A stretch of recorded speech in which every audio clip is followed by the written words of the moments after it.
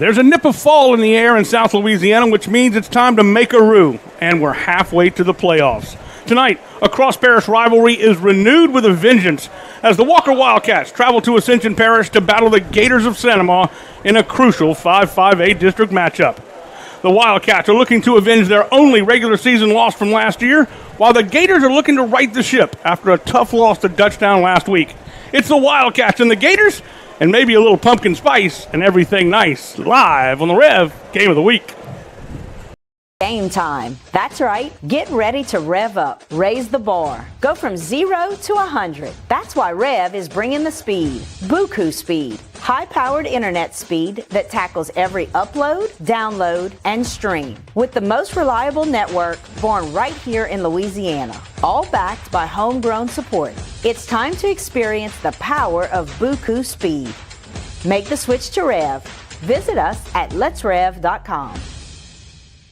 Chris's Specialty Foods has you covered for tailgating this season. We do all the prep work so you can spend time enjoying your family and friends. Steaks, burgers, sausage, chicken, wild game, and many other great pork options.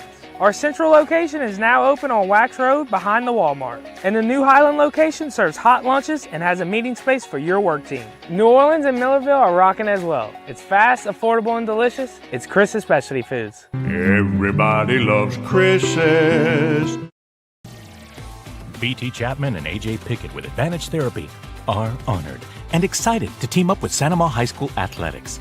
At Advantage Therapy, we are dedicated to helping our patients regain the highest possible functional status through one-on-one patient care.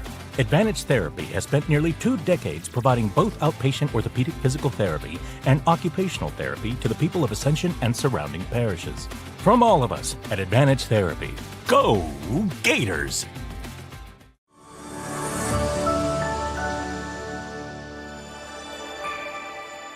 Mark your calendars for the first annual City of Gonzales Fall Fest. Join us on Sunday, October 27th at the Price of Law Pace Center from noon to 4 p.m. Enjoy a fantastic range of free fall activities and be entertained by the soulful sounds of Jamel Richardson. It's an event full of fun and music that you won't want to miss.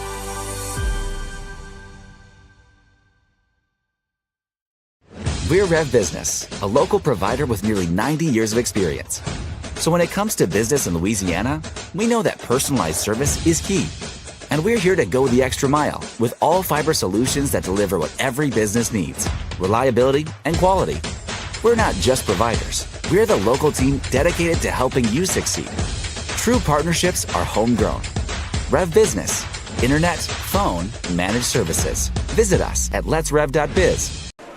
Good evening, everybody, and welcome to the first night that has felt a little bit like football weather here at the pit. I'm Jimmy Frederick. Along with me, my broadcast partner, Jonathan Moore. Jonathan, welcome to what's going to definitely be a game, I think one that's going to really be a telling game for each of these teams, one way or the other, for the rest of the season. I agree. I am very excited. I'm happy to be here. Thank you all for having me. You know, these are 2 tough teams. These are 2 teams that have had some very good games this season. Walker's been blowing out everybody, while Sanamaw has been lost the last 2 weeks by 1 score. And both of these teams are coming in eyeing that district championship. So they're going to fight hard because they want the win tonight. No doubt about it. They split the championship 3 ways last year. We'll see if they do it again this year. Let's take a look at last week's results. You've kind of already touched on it, which is great. And, of course, Dutchtown and Sanamaw came down to a 24-21 loss for Sanamaw, and Walker over Prairieville 39-6 fairly easily, very briefly, but it was a tough game for Sanamaw when they had a 21-point lead at one point. It was. They were leading 21-0 going into halftime. Dutchtown came out in the third and scored a quick touchdown, and then later in the fourth, Dutchtown was able to get a safety and return the safety punt for another touchdown. Now, the game still came down to the wire with a missed pass that would have won the game for Sanamaw, but you know they're coming out tonight wanting to avenge that and wanting to get back on track with a win. We'll briefly tell you about the 5-5A district record. Dutchtown is leading at 5-0 and 2-0 in district play. Walker is 4-1, 2-0. Denham Springs 4-1 and 1-0 in district play. Sanamaw 2-2. They would be 3-2, but they 2-3, but they had one of that loss to John F. Kennedy, which Rev was there. We were there for, was negated. It was forfeited. East Ascension is at 2-3 and 1-1 in district play. Live Oak is 1-4, 0-2, and Prairieville is 1-4 and also 0-2. Let's take a look at our coach's notebook. Coach for the Walker Wildcats, Chad Mahaffey, in his 6th year, really kind of stabilized this program, and the Walker Wildcats are on the march. They did the best they've ever done last year when they went to the quarterfinals. Yeah, they seem to be putting things together. You know, Coach Mahaffey has surrounded himself with a good staff. They're coming in, they're working with a lot of students. And one thing that I've noticed about talking to this staff, they care about their kids. They want to see the kids succeed. They want to come out. And yes, wins and losses matter. But the thing that matters the most is they want to build a program. They want to have a school that's able to compete, that's able to help instill values into these kids and see them succeed, not just on the field, but after the season.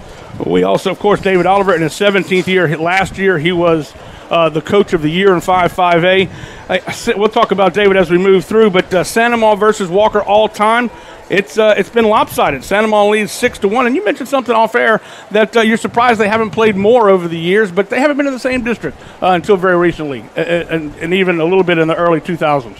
Yeah, you know, as I've started to learn more about high school football and learning how the lines get redrawn every 2 years, every 4 years, you'll see teams with these rivalries that get renewed.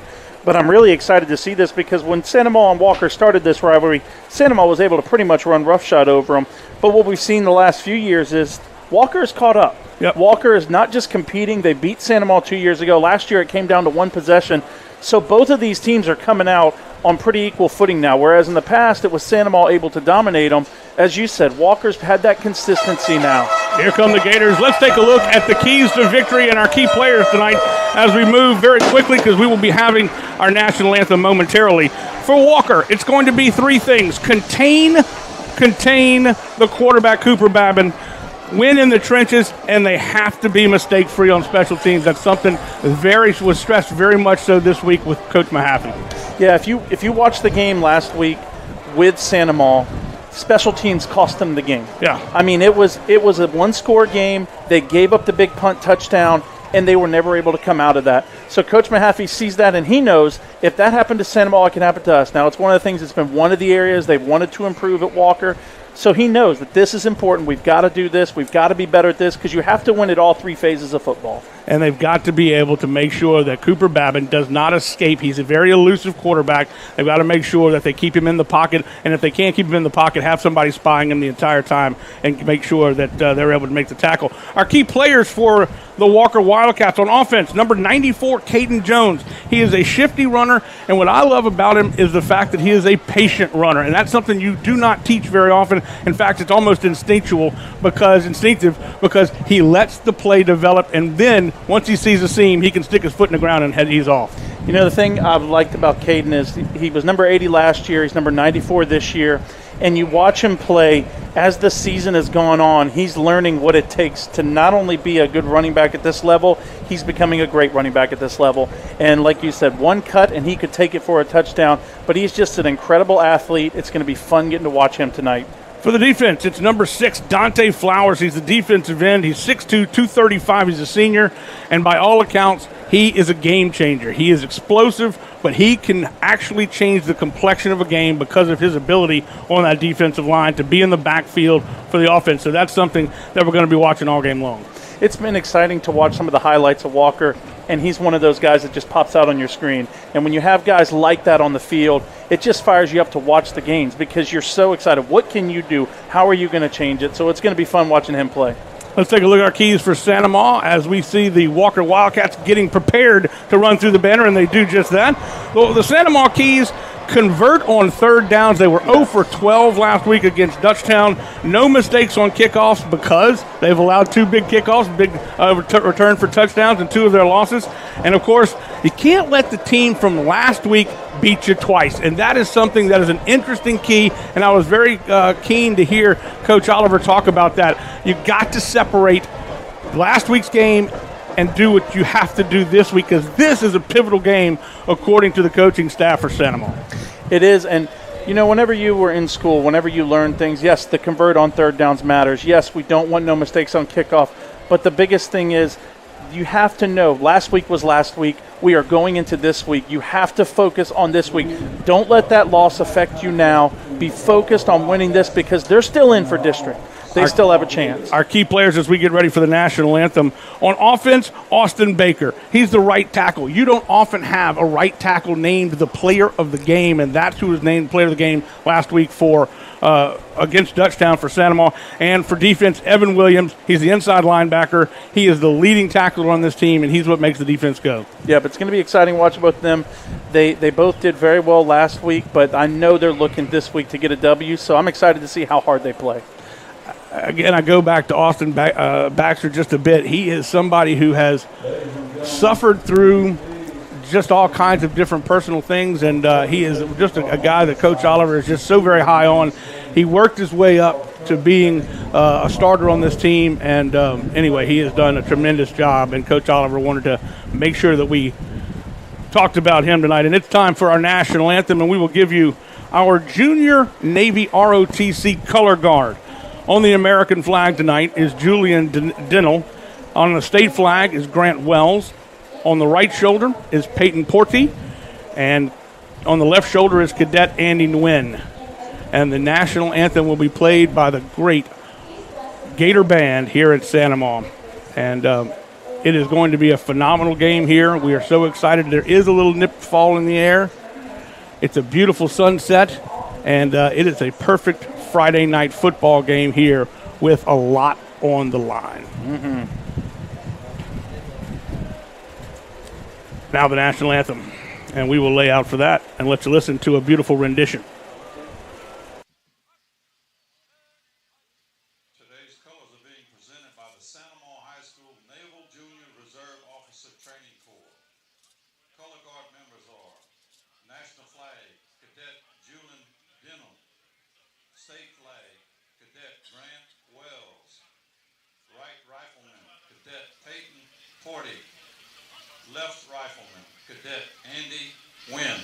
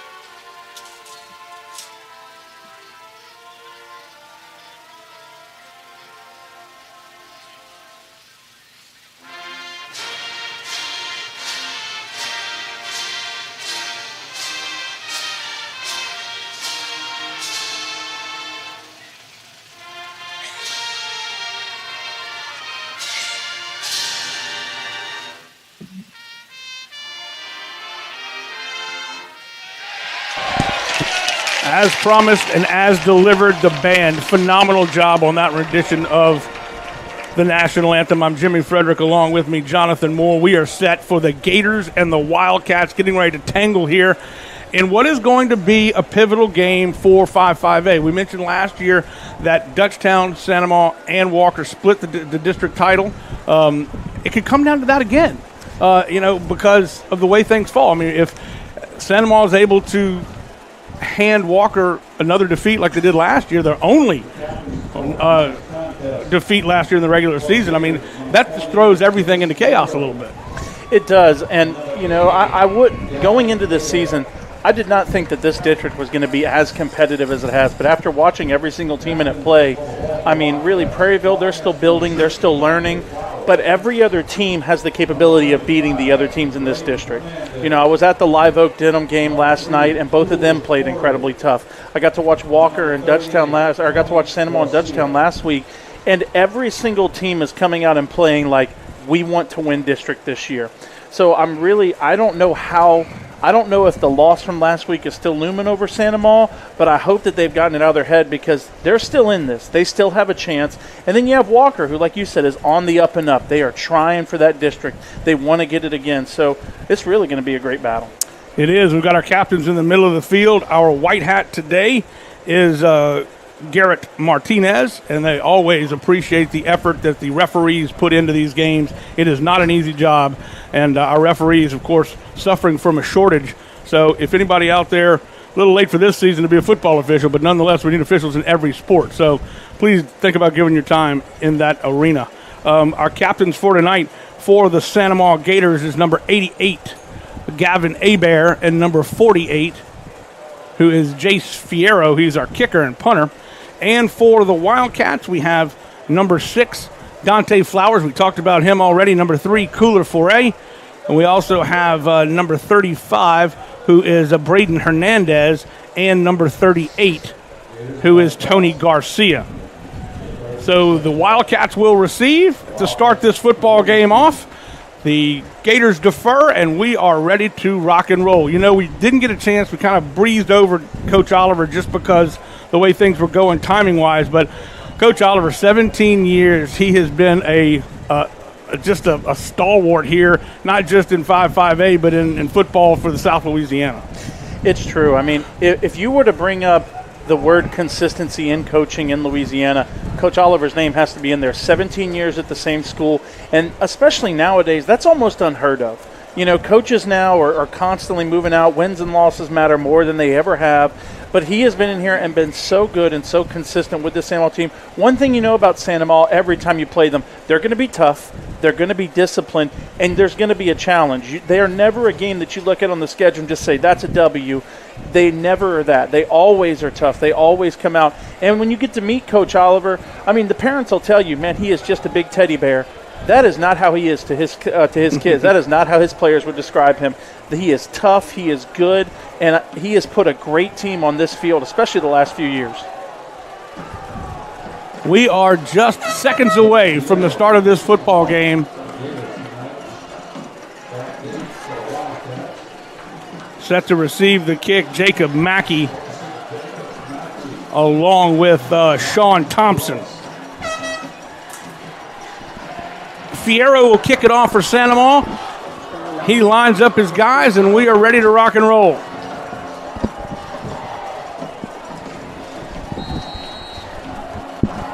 I think that's number 29, Zion Russ back there. That makes more sense, yes. He's returned 2 punts this season for touchdowns, so I would definitely expect that Zion would be back there to receive. And they will kick it to Zion, and he will collect it at the 5-yard line. He's got a little seam, and look at him go. Finally brought down, I say finally, at the 27-yard line, but it looked like he was a mere arm hair away from scoring on that one. Let's take a look at the starting lineups for the offense for Walker. They start like this. Quarterback will be Troy Silv. Silv was the player of the year, offensive player of the year last year. Caden Jones, the running back, we talked about him. Carter Abear, the wing back. You've got Joseph and Taylor along with Allen as your wide receivers. And across the front, Pates rushing, Facino, Dodd, and Ward. Your starting lineup will give you the defense in just a second. 1st and 10 for the Walker Wildcats. They'll start at their own 28-yard line. Dropping back, quick pass on the screen. Being chased, and he will be smothered and actually lose a couple of yards on that one. Let's take a look at the defense for the Santa Maria Gators. The Gators start like this. Across the front, you've got Jenkins, Davis, and Abear. Your linebackers, Salzarulo, Carpenter, Williams, Wesley Dykes. Your backfield, your DBs are Caleb Bricks and Brown, Millett and Dunn. Second down goes nowhere. The Santa Maria defense has come to play tonight, it looks like. Yeah, Santa Maria, one of the things I saw from them last week is, especially in the second half, Dutchtown was able to run the ball up the middle on them. So I'm curious to see if they address that this week, if they were able to work on it. But one thing they did do a good job of was defending the edges. And so they did a good job on that first play. It looked like it's just a quick swing pass. So we're going to see what happens.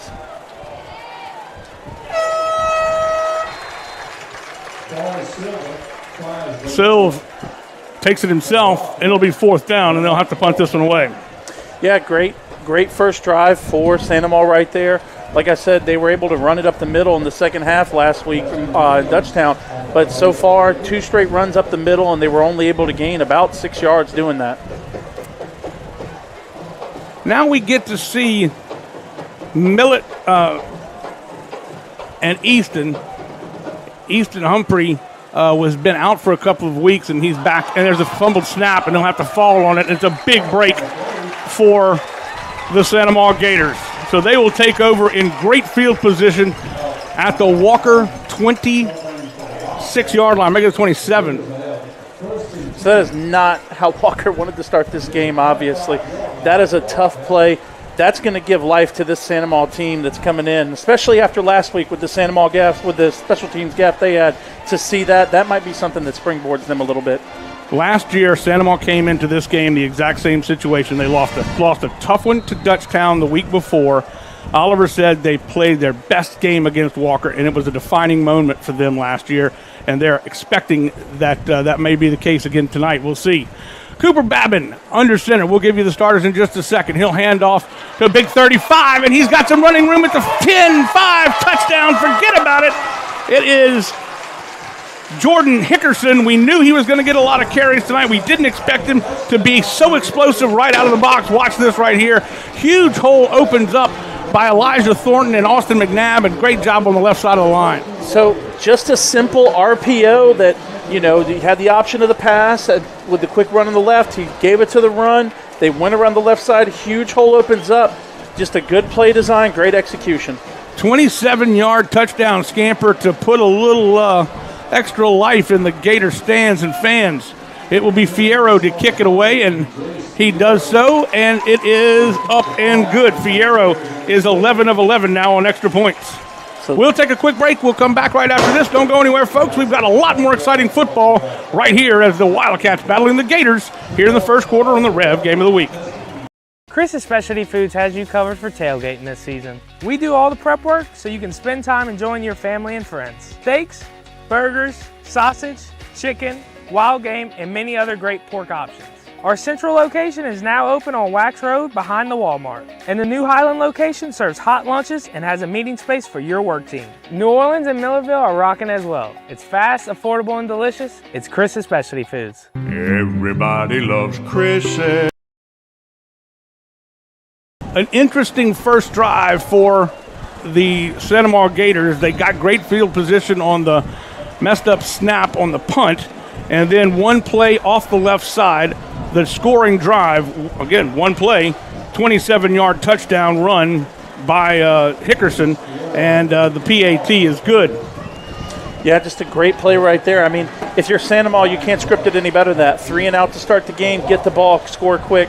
And now we get to see, how does Walker respond? We talked about how they're building a program, how they're building toughness. How do they respond whenever they get whenever things do not go well in the first quarter? Kick is away, and it is a short one, taken at the 22-yard line. And the Gators swarm to the ball, and they'll stop it right there. And the Walker Wildcats will take over just past their own 25 at about the 27.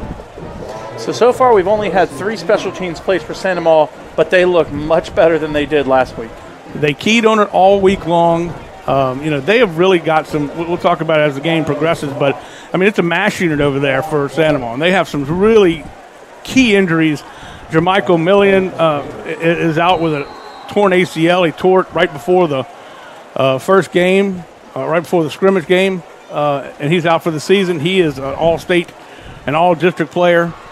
But we got some more injuries to talk about, but right now they're not concerned about that as it's 1st and 10 for the Walker Wildcats. Dropping back, throwing the football. He's got a beautiful arm. Silv, and it's almost intercepted. Playing center field that time was, I think Caleb, was it? No, it was Jared Brown out there almost making the grab. So I couldn't see what number it was for Walker, but he just saved a pick right there for his team. He saw the ball was over his head, was able to knock it out. Running some tempo here, getting back to the line quick. They don't throw the ball an awful lot, but that's one thing that Coach Mahaffey talked about they had to open it up. This is Sill running it himself. He's going to be chased out of bounds by the linebacker, number 38, Anthony Salzarulo. So now 3rd and long. This is what you don't want when you're a team that doesn't throw the ball a ton. You want to be in those 3rd and short situations. You want to be able to where they have to decide, is it short passes? Now looking at the replay, way to swarm. Good job by the Santa Maula defense. Yeah, it was coming off the line was Gavin Abear, and Gavin shed his block like a dirty shirt that time and was able to chase him out of bounds, or help chase him out of bounds, keep him from cutting back inside. This will bring up 3rd down and 8. Dropping back. Silv finds a hole, and that's something you got to be leery of because Silv will run it. He's 6'1", 210, and he gets the first down, picks up 11 on the play. Just a great job right there. Santa Maula didn't have a very good contain on, was able to just take off up the middle, get a quick little 12 yards. Look at that replay right there. He just makes a nice run, brought down, good open field tackle, but not until he already got past the first. Big hole opened up that time by Tony Facino, Caden Rushing, and Pates. This will be the running back straight up the gut, Caden Jones, and Jones starting to impose a little bit of his will, but he only gets 3 yards on it. The offensive line for, the offensive line for the Wildcats, pretty big across the front. Yeah, just looking at those guys and looking at how they're able to move the football, 290, 280, 255. They're going to be able to move the football, and you have to wonder as this game goes on, are they going to be able to wear down that Santa Maula team? Who I think they're going to – there was a little hand checking, but no call, no flag on the play. It was intended for number 1, Carleon Joseph. Watch here on the play. And he's being guarded pretty closely by Caleb Ricks. And, boy, it was back and forth on that one a little bit. And I could have gone either way on interference call, but it didn't seem like it affected the attempt at a catch. It did. Very physical, and you have to wonder if that's what they're going to let go for this entire game. Both teams like physical play, and so it's going to help them out both. You just hope that they are consistent on both sides of the ball. Interesting way that Silv gets way down to get the snap. He's throwing it on the run. Oh, he throws a bullet, but it's dropped. It would have been enough for a first down. On the coverage was Jared Brown in the tackle, and he separated him from the football.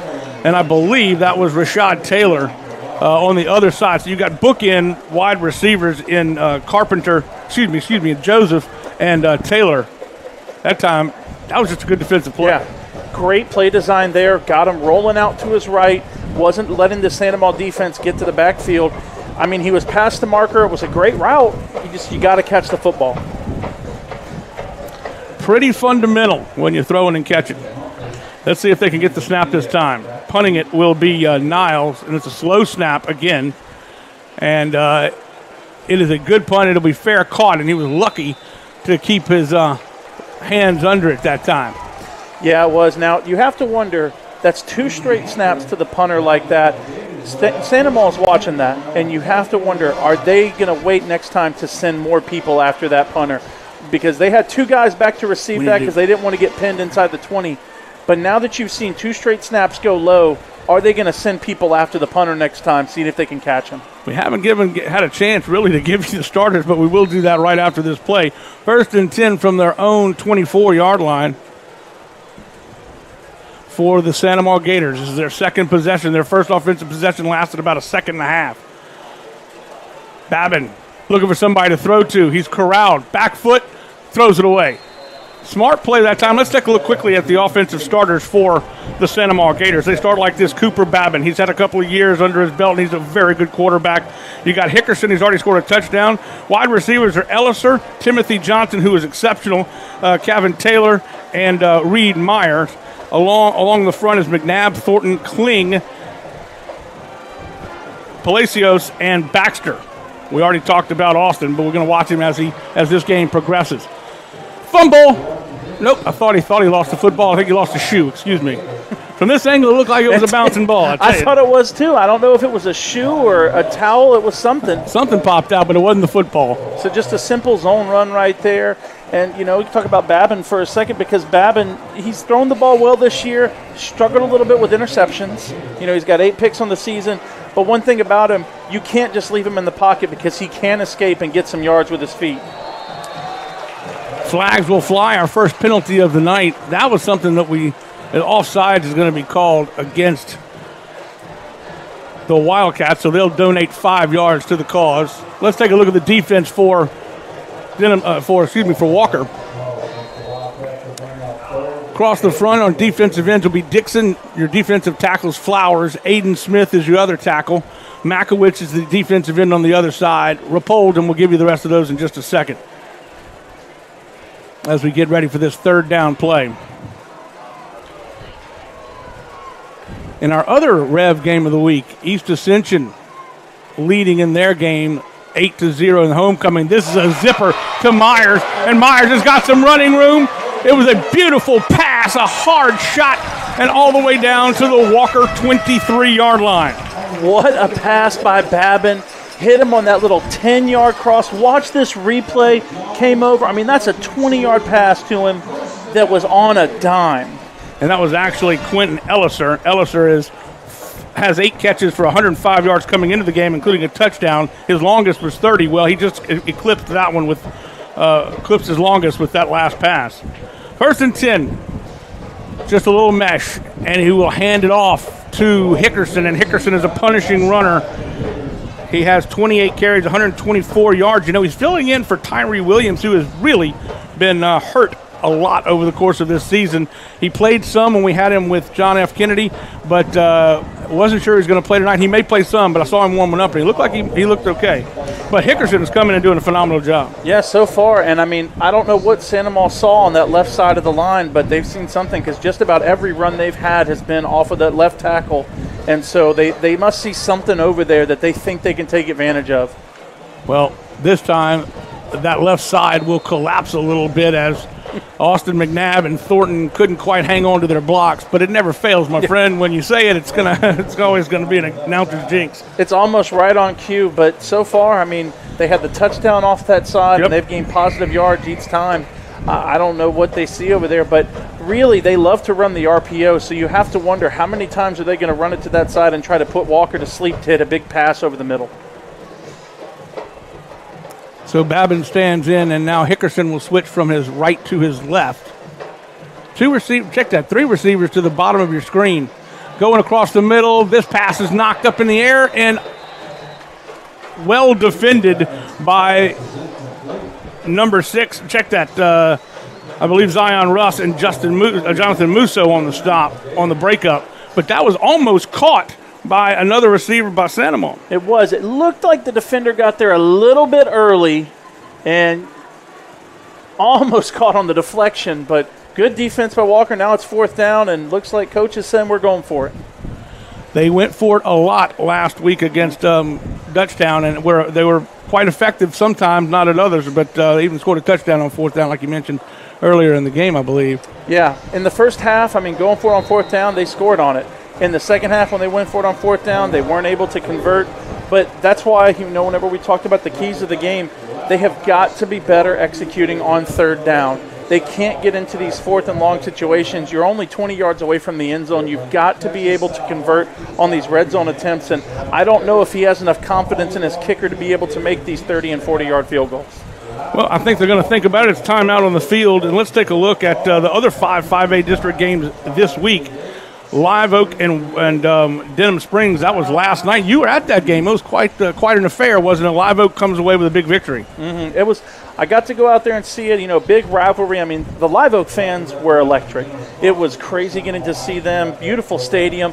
And both teams, very tough defenses, but Live Oak was just able to execute and win the game. I mean, it was a tough game, but Live Oak able to come out with the victory. East Ascension, we've already mentioned, is leading Prairieville in the first quarter 8-0, and Dutchtown has a bye week this week, which, again, is not something that you see a lot in high school, but sometimes the teams that are available to play are just not – coaches have to use their discretion, and sometimes the teams that are available to play – you could get somebody hurt, or it's just not the right competition, so they decided to go with a bye. Yeah, I've also heard that, because of adding Prairieville, some of the way the scheduling, it makes things kind of strange, because they added Prairieville in a year when they weren't redrawing district lines. So here we go, 4th and 6. They need to get to the 17 or 18 for a first down. Babin, he's looking for somebody to throw to. Back of the end zone. Did he get it? Broken up. Ball comes loose. Incomplete. and they will turn the ball over on downs. What a pass by Babin. Almost came up with the pass, but great defense. That's why you follow through on defense all the way through the catch to make sure he can't get it. It was Timothy Johnson who had a big game against John F. Kennedy. Johnson nearly able to reel that one in, but what a play by the Walker defense right there. Babin put a pass exactly where it needed to be. Johnson had it in his hands, but the Walker safety able to get over the top and knock it out before it goes to the ground. Good job for Babin, too, to stay behind the line of scrimmage, find his open man, keep his eyes downfield, and that will be a flag flying. Last night at the Live Oak Denham game in the second quarter, Denham's quarterback was able to get out of the pocket and actually threw a pass that ended up going for a touchdown. Would have made the game a lot more interesting, but he went past the line of scrimmage and ended up causing them 5 yards and a loss of down. That's how important it is to keep your poise in the pocket, look downfield, know where you are on the field to make that throw. So great job by Babin. Almost came up with the catch, but now it's going to be 1st and 15, Walker. Yeah, they were illegal procedure. They've had 2 penalties so far for 10 yards. No penalties against the Santa Maria Gators just yet. 1st and 15. Ball back at their own 15-yard line. Trying to make something happen is Caden Jones, and he will pick up a couple. He actually picked up 6. Got the penalty yardage and 1 more to go, 1 more back. It's just a good, solid run up the middle. I mean, that line should be able to move the Santa Maria line and pick up 3 to 4 yards per rush. The thing that they need to do is they've got to focus on not going backwards. This team is not built to gain huge chunks of yards like that. They are a team that needs 3 to 4 to grind. There's the big run we've been waiting for by Jones. Jones will pick up the 1st down and a little bit more. He picks up about 8 on the carry. He takes it off the right side. Good block that time by 74 Charlie Ward. Throwing the football toward the flats, and it will be caught.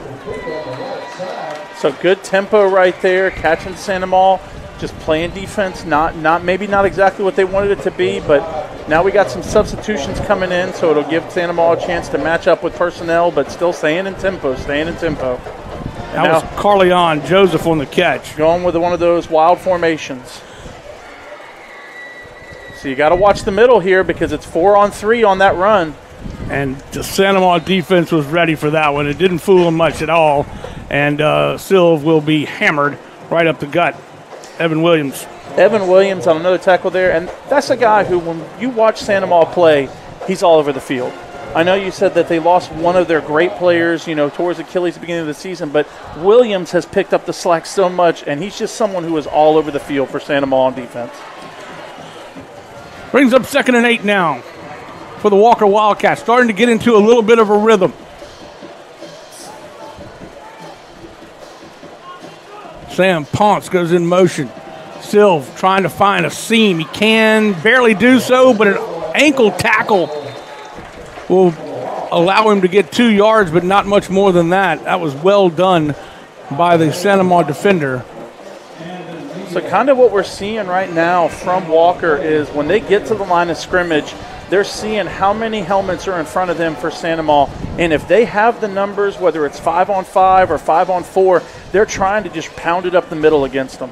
Aiden Millett really came in and made a great tackle from a safety spot. Looking for somebody to throw to, and this one's going to be pulled back down by Silv. Silv will roll the pile. He's so big, he's still pushing the pile. Close to a 1st down, and he got it. And that was all Silv's strength on his lower body to move that pile and move the chains. Santa Maria is going to have to figure out how to get pressure up the middle on those passing plays. They can't let him just stand in that pocket. They did a good job of containing the outside on that one. Didn't let him get outside the tackles. But they're going to have to figure out a way to push that pocket against him. Center Tony Facino said, I'm going to help you out a little bit. And he was downfield blocking and did a phenomenal job from his center spot. 1st and 10. They crossed the 50-yard line for the first time tonight to the Wildcats. Handoff this time to Jones. Jones goes nowhere. Great Who's play. In the backfield? Your boy. Right there, Salzarulo, Anthony, the cornerback. Check that linebacker. It's just a great call, having him come off the edge. Look at that. Didn't fall for the zone read. In an instance like that, you got to pull it, but just a great, good open field tackle on the running back. It's hard sometimes when you're trying to read the defensive end and all of a sudden your cornerback sneaks up or your outside linebacker sneaks up a little bit, and so now you're a little bit off on what your key is going to be. And Santa Maria running this 3-4 against them, it's a defense that can confuse you, and that's what you hope right there. You don't know. Sal Zarullo comes from the opposite side, dives, and makes the tackle on Caden Jones from behind, and they lose a yard. Holy mackerel. There's a reason that Buddy Ryan, Bill Parcells, Bill Belichick run this defense. There's a reason Nick Saban ran this defense. It's a confusing defense to go up against. You don't know where that fourth rusher is coming. Are they bringing 4? Are they bringing 5? And that's what Santa Maria is hoping to do, is confuse them. Right up the middle. It was a design run from jump. Silv goes nowhere. I say goes nowhere. Gets a first down. I didn't mean that. But he will be stopped. But it will be number 49, Evan Williams, along with number 9 in there, Easton Humphrey, on the stop, and some other Gators as well. But not after a 12-yard, not before a full 12-yard gain on that one. Like I said, Walker is getting to the line, spreading out Santa Maria, and seeing, can we get enough hats on hats at the middle to be able to gain yards with those runs. And so far, it's working for them. When they get into these bunch formations, it hasn't been as successful. This is the 9th play of the drive. Incredibly well done as Caden Jones, you saw him right there, slip a tackle. He will pick up positive yardage, but then he will get P-laid at the second level. Great open field tackle right here. I mean, and if he doesn't make that tackle, that's a 15-yard gain. Watch him put his foot in the ground and then boom, but it was Humphreys, I believe, who comes up and makes the play from his safety spot. So Walker slowing it down right here just a little bit, getting some substitutions in, getting ready for that push into the red zone. Picks up 3, 2nd and 7. This is a new running back. Number 26 will pick up the first down. And Morey's got some room to the outside before being knocked out hard by Aiden Millette, I believe. Maybe I thought it was Evan Williams who hit him. Maybe so. But it might have been Millette that hit him. It was 49. You're right. So it was Williams got to the edge. But great job to get to the edge right there for Walker. That's what you want. They sucked him into the middle. Santa Maria thought they made it up the middle 4 times this drive, but not letting them get there cost the edge. Well, I tell you what. So that time, the play before, Mackey, who is the new running back, went outside. They are probing the middle of that defensive line, and they're not having much success. You saw when they bounced it outside a little bit more, but that time Mackey goes nowhere. And that does it for the first quarter of play, and it has been an exciting one. 7-0 is the score. The Gators have the lead, but the Wildcats are driving. We'll be back right after this. You're watching the Rev Game of the Week. Game time. That's right. Get ready to rev up. Raise the bar. Go from 0 to 100. That's why Rev is bringing the speed. Buku speed. High-powered internet speed that tackles every upload, download, and stream. With the most reliable network born right here in Louisiana. All backed by homegrown support. It's time to experience the power of Buku speed. Make the switch to Rev. Visit us at letsrev.com. Chris's Specialty Foods has you covered for tailgating this season. We do all the prep work so you can spend time enjoying your family and friends. Steaks, burgers, sausage, chicken, wild game, and many other great pork options. Our central location is now open on Wax Road behind the Walmart. And the new Highland location serves hot lunches and has a meeting space for your work team. New Orleans and Millerville are rocking as well. It's fast, affordable, and delicious. It's Chris's Specialty Foods. Everybody loves Chris's. And we are back to start the second quarter of play. It was a quick scoring strike for Santa Maria. They capitalized on a mistake by the Wildcats. We're in our 11th play, make it the 12th play of this drive for the Wildcats, and they have just literally marched down the field. And we've got a flag to start things off. Oh, timeout. Wow, that's unfortunate. Yeah, that's not a good thing when you come out and the first thing that happens is you got to call a timeout. The coaches didn't like something they saw there, or somebody wasn't lined up where they were supposed to be. But it was an exciting first quarter. Santa Maria able to score on that first play after getting that turnover. And they really did have a good second drive going all the way down the field to the 20, but unable to capitalize. And now Walker's taken that. And like you said, I think it's been a 12-play drive so far. Our district results from last week, this is how we kind of talked about it already, but Walker over Prairieville 39-6. That was last Thursday. East Ascension squeaked by Live Oak 18-14. Dutchtown in that tough game for Santa Maria 24-21, and Denham Springs over Southern Lab 38-12. Very quickly, we'll take a look at what's happening tonight.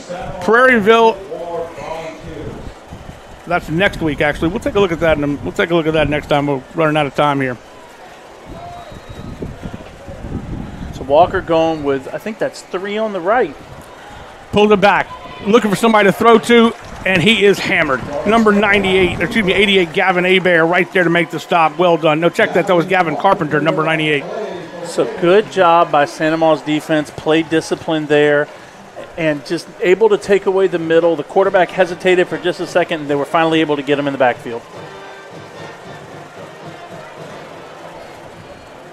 Brings up third down. So we're going with a heavy set here, 2 tight ends. See what they're able to do against this 3rd and long. Pulls it back, looking for somebody to throw to. Silva across the middle, just can't find his man. Just couldn't, just threw him out in front of him just a little too much, led him just a tiny bit too much, and it was intended for Taylor, I believe, and we'll watch it on the replay.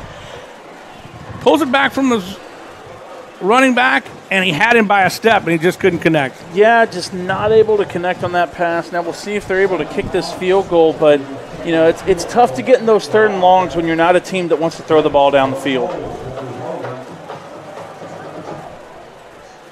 So it looks like number is either 82 or 92. It's Sam Ponce. Sam Ponce will do the honors. This kick is up. It is... That is good. Good. He gets it through the uprights, and the Wildcats are on the board. So, with 11:11 left to go in the half, we've got a 7-3 ball game. We'll be back right after this. You're watching the Rev Game of the Week. Game time. That's right. Get ready to rev up. Raise the bar. Go from 0 to 100. That's why Rev is bringing the speed. Buku speed. High-powered internet speed that tackles every upload, download, and stream. With the most reliable network born right here in Louisiana. All backed by homegrown support. It's time to experience the power of Buku speed. Make the switch to Rev. Visit us at letsrev.com. Great kick that time for Sam Ponce, who put it through. Sam Pounce, who puts it through from about 37 yards, and that was a boot. It was. I mean, that would have been good from 40 plus. That was a good kick. So it's nice to have that in your arsenal whenever you're coaching, to know that we can get the ball down the field, and if it's a 3-point game, we don't have to score a touchdown to win this thing. Well, we knew it was not going to be a one-sided game, and that was a 13-play drive that got them some points to pull within 4. 7-3 is the score. The Gators leading here against the Wildcats early in the second quarter. So here's a fun thing about the kicker. This is actually his first game kicking these field goals. They just made a change last week, switching to Ponce. Collected by Tim Johnson, and Johnson still on his feet. He's got some running room. He'll kick it outside before being shoestring tackled at the 29-yard line. Boy, I thought he was going to go down at the 25, and all of a sudden he pops out.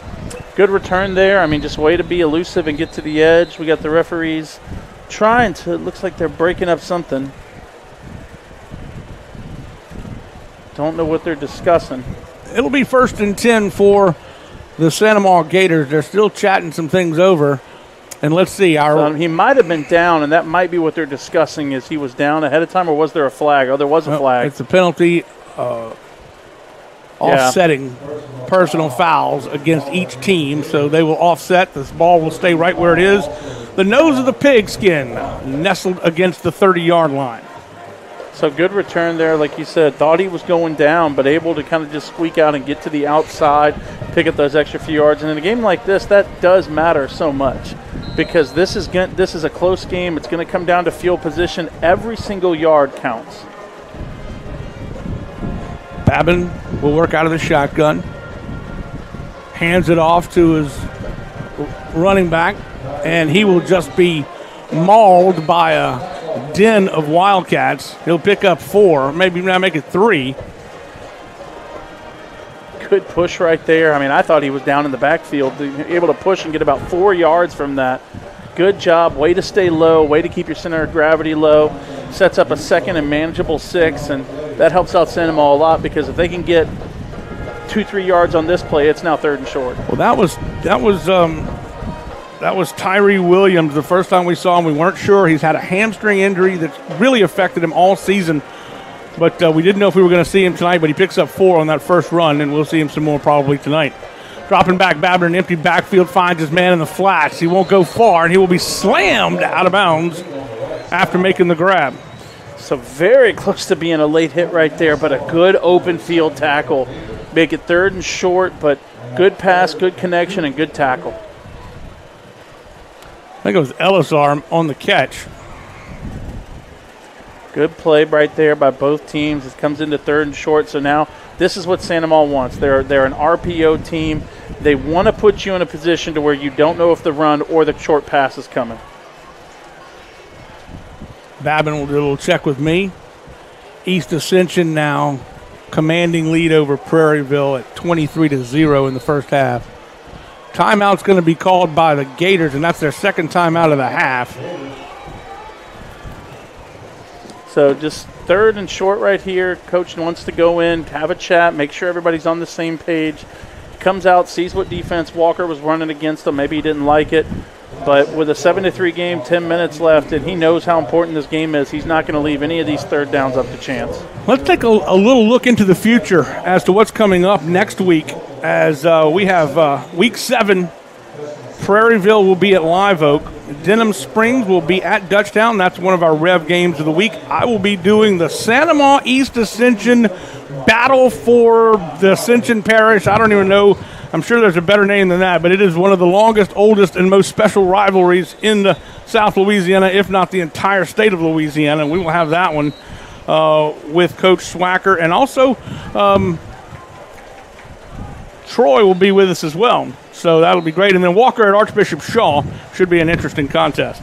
So, next week you got some great games. Denham Springs at Dutchtown's going to be tough. It's going to be East Ascension, Sandomo. Does it get any better than that? It is the game of the week. It's the game of the year if you're in Ascension Parish. It really is. So it's going to be a lot of fun. I love going to it every year, and it's just fun to watch both those teams compete.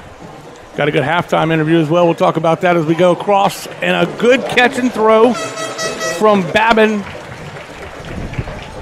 to his receiver, just doing a little square in. So good little pass and catch right there, attacking over the middle. If these linebackers are going to give you 10 yards from the line, 8 yards from the line, you've always got that little underneath flat. And one thing we haven't done yet today, we have not called his name, is Dante Flowers. This is where you need him to make an impact on this game. That was Reed Myers making the catch. And you're right, they've done a good job of neutralizing him. That time, nowhere to go, and they'll lose a couple. That was Jonathan Musso on the stop. So bringing the safeties on a blitz right there, they said, we're not going to let you get to the edge. Great open field tackle.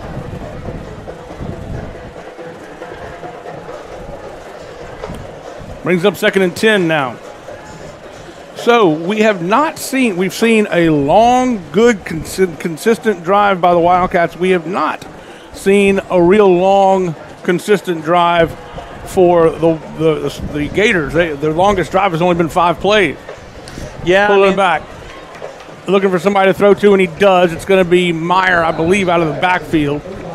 And it'll be a short gain of about 3, and it picks up 3rd down. This is one of our keys to the game. You've got to convert on this 3rd down. Yes.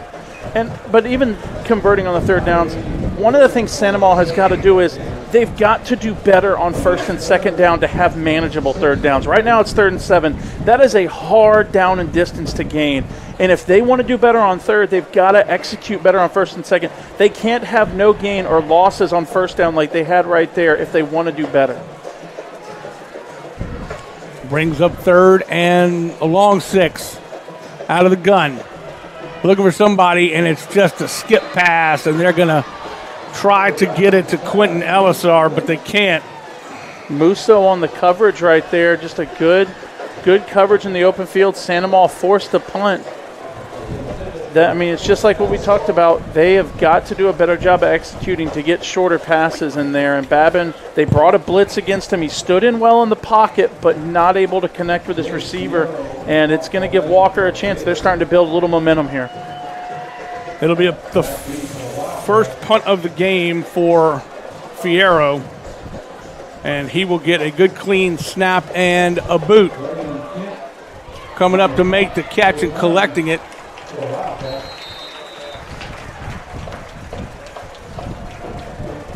So Sandoval there again, good coverage against it. You're coming in right now. And here we go. Coming back on the field is Evan Williams.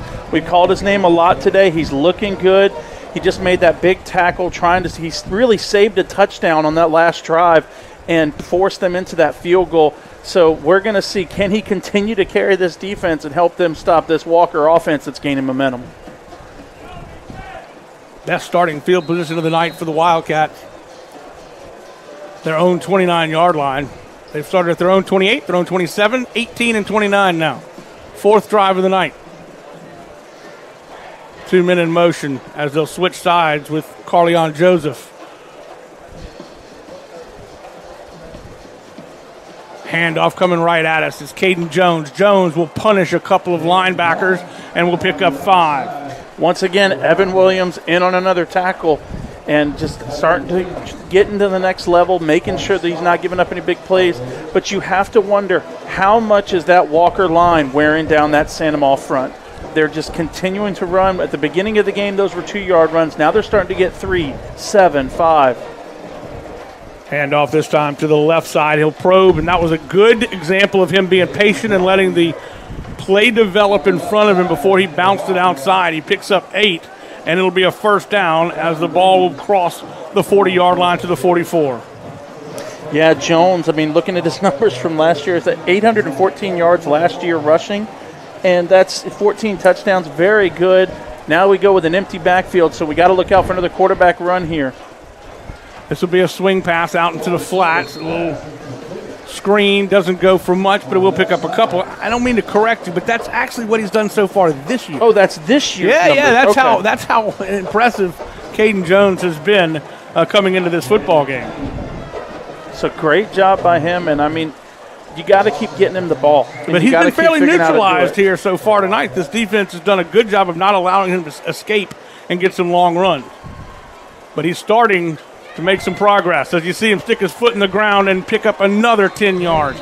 Boom, he had that right foot stuck in the ground and he cut left and he was off to the races. He's got that third and fourth gear that you like to see in a running back. And when you watch the replay, you see what you want. He sees the hole that he needs. One cut, makes it up the field, 12-yard gain, gets the first down. Looks like we have a flag down on the play. I don't know what they called just yet. Up holding on the offense. Well, now we know why the hole was that big, but just he's starting to pick up steam. And once again, we keep calling his name, Evan Williams, with those tackles.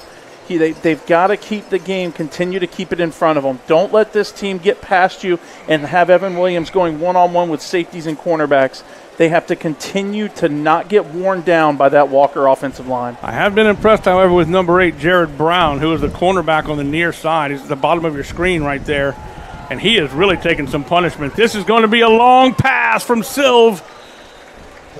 It's incomplete again, a little bit overthrown, intended for Niall Allen. Let me tell you something. We knew he had a lively arm, but he is just flipping his wrist. I mean, it kind of looks like the old Jamarcus Russell kind of flicking it, just throwing it down the field.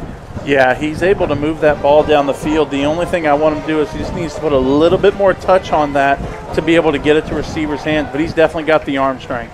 It was good coverage downfield as well. He was step for step for the receiver. Brings up third down. 3rd and 18. Nobody to throw to. He's going to keep his eyes downfield. Silv just kind of chunks it out of bounds, and they'll have to punt this one away. It's a good answer there by Sandoval's defense, able to come in there. Even though they gave up a couple of decent runs right there, able to force a 4th and long with the help of that holding penalty. And now with 6:27 left, this is where Sandoval needs to go down and get points. You don't want to go into the half with a 7-3 lead. You want to be able to get at least a field goal going down the field and chew up a bunch of clock. And they get the ball starting in the second half. So if they could go down, eat up all this clock, drive it into the end zone, and have the ball coming out of the locker room, that would be an amazing accomplishment for the Gators. This snap is much better, and the punt is away. Wobbly end over end to Fair, taken by Easton Humphrey. Humphrey He has been out, but now he's on a little tear. He will cross the 30, make it the 45 to the 43-yard line, a 24-yard return. It's great blocking right there by Sandoval, able to put a hat on a hat, getting some good yardage. A couple of the Walker players overran him right there, and you got to know you got to go to your assignment. You have to play in front of the returner. Good return, good job by Sandoval. Gives them great field position. Now we need to see that Walker defense step up. I don't even see right now. I don't even think that he's on the field at the moment, but I really want to see Dante Flowers, when he comes back out there, really make an impact in this drive. I have a feeling, I thought they were going to go deep, but it's a quick pass out to Meyer. Meyer will complete it and pick up 13 yards. I really thought he was going to try to take a strike downfield on that one, but nice little quick pass out into the flats, and now Reed does a good job. You've got it on the 28 right now. It's 1st and 10. You're moving the ball pretty well. You might see the strike on this play. 5:56 as the clock ticks here in the first half. It's been a quick first half. Dropping, there it is, going toward the end of the end zone. It's definitely a hold and a pass interference, and that will be an easy flag play as the cornerback could not keep up with, I believe it was Caven Taylor. Yeah, I mean, he knew he was beat right there, and you watch it. It was either give up a touchdown or give up a penalty. Right. So smart play by the defender. You don't like it, especially if you're a Sandoval fan, but a smart play right there. Now, did they call pass interference, yeah, not holding? So 15 yards, it's going to put them inside the red zone, but fourth penalty for 35 yards for the Walker Wildcats. But you're right. That was a do or don't. But if you don't, you're gonna get 6 points on the board. Beautiful pass. I love the touch for Cooper. Cooper throws the ball so beautifully. He's made some today that have been very impressive. The one in the back of the end zone that was not caught, that RPO that gained him 40 yards on that slant. He's made some very good passes, and now this is where Sandoval, though, has to execute. They've got to be good. He cannot turn the ball over right now. I think they hand it off to Hickerson, and they do.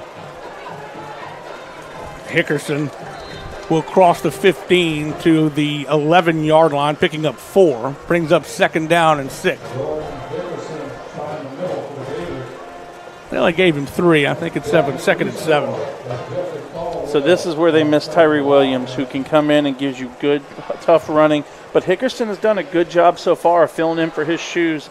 But right now with 2nd and 7, they need to get about 3 to 4 more yards here to keep this in a manageable 3rd down for them. Well, you mentioned it a couple of times. They are following their big offensive tackle, Ethan LeBeau, only 15 years old, 6'4", 300 pounds.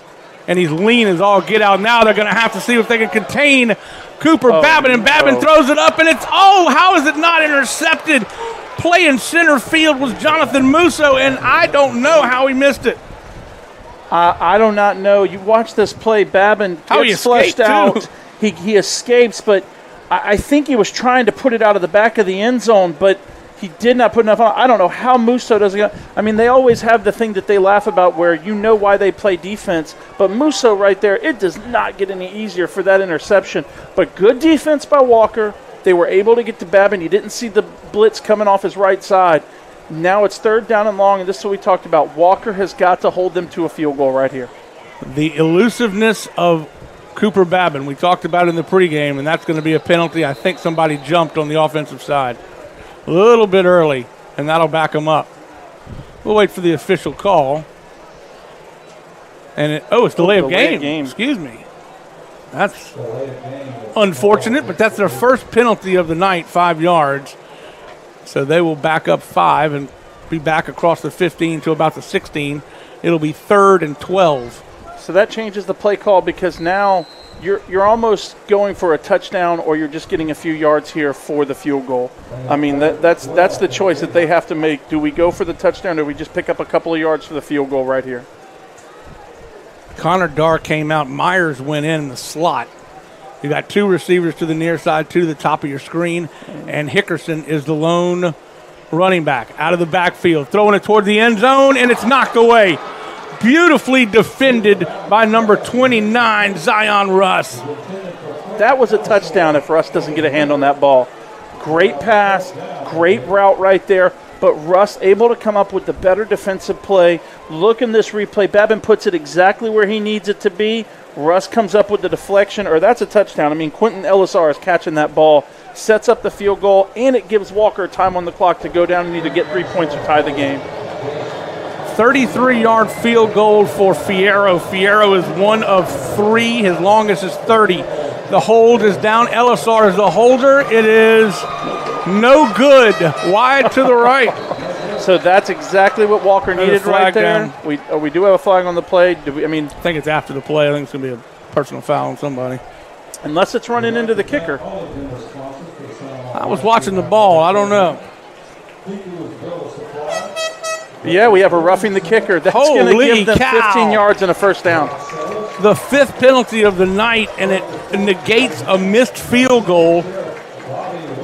And now the Walker Wildcats are just shooting their claws off. You can't make that mistake. And is that going to be a first down? Because I don't know. It's 15 yards. First down, automatic first down.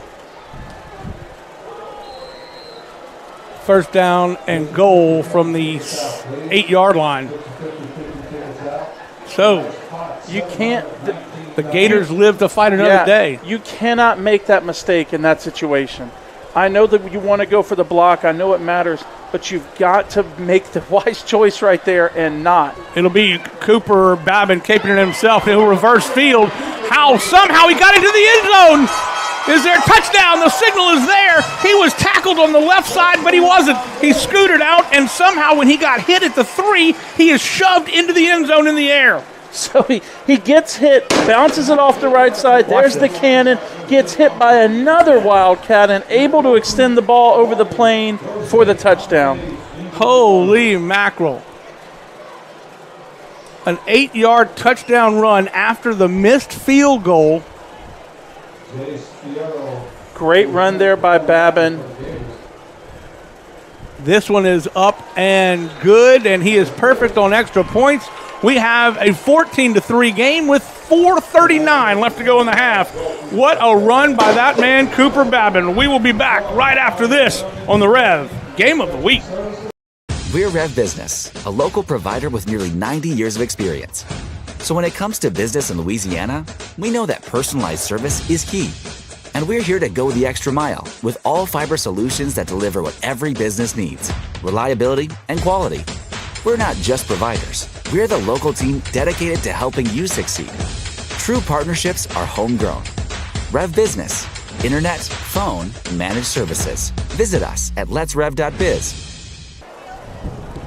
And we are back, and Jonathan, that is exactly what the doctor ordered for the Gators. They didn't run a ton of time, about a minute and a half off the clock all told, but an 8-play drive of 42 yards capped off by that 8-yard run by Cooper Babin, but it puts them, it gives them a little cushion. There's no such thing as a big cushion against Walker, but it gives them a little something going into the locker room if they can hold here. Yeah, and they were able to recapture that momentum because it wasn't just the great play that they had right there, but they're able to go down and score. Their defense has made a couple of stops now, and they're putting Walker in a position to where they've got to go down and they've got to get a touchdown now. They can't just get field goals. Zion Russ is tossed to the turf. And, man, it is getting physical out there, and other players are getting on our own teammates saying, man, you have got to calm down, because we ended up seeing a Walker kid fly through the air as the whistle was being blown. It was a little late probably, but not late enough to make a call on. Yeah, there was 2 bodies there, a Walker kid that flew and a Sandoval kid that flew on top of somebody. I mean, it's getting physical, it's getting chippy, and you just have to wonder. I mean, the officials are not going to let things get out of control, but both teams want this, and you can tell it by the way they're playing. I don't want to harp too much on it, but 5 penalties have really hurt Walker, especially that last one. Yeah, I mean, you can't have a roughing. There are penalties where you might accidentally grab a face mask. Big run up the middle. It'll be Caden Jones, and Jones will pick up 13, and that was just a straight hit the seam and go, and he did just that. And good blocking up front that time by Reese Dodd and Tony Facino. Yeah, good run up there, but like we were just talking about, you can't make penalties like that. You can't make dumb mistakes mentally.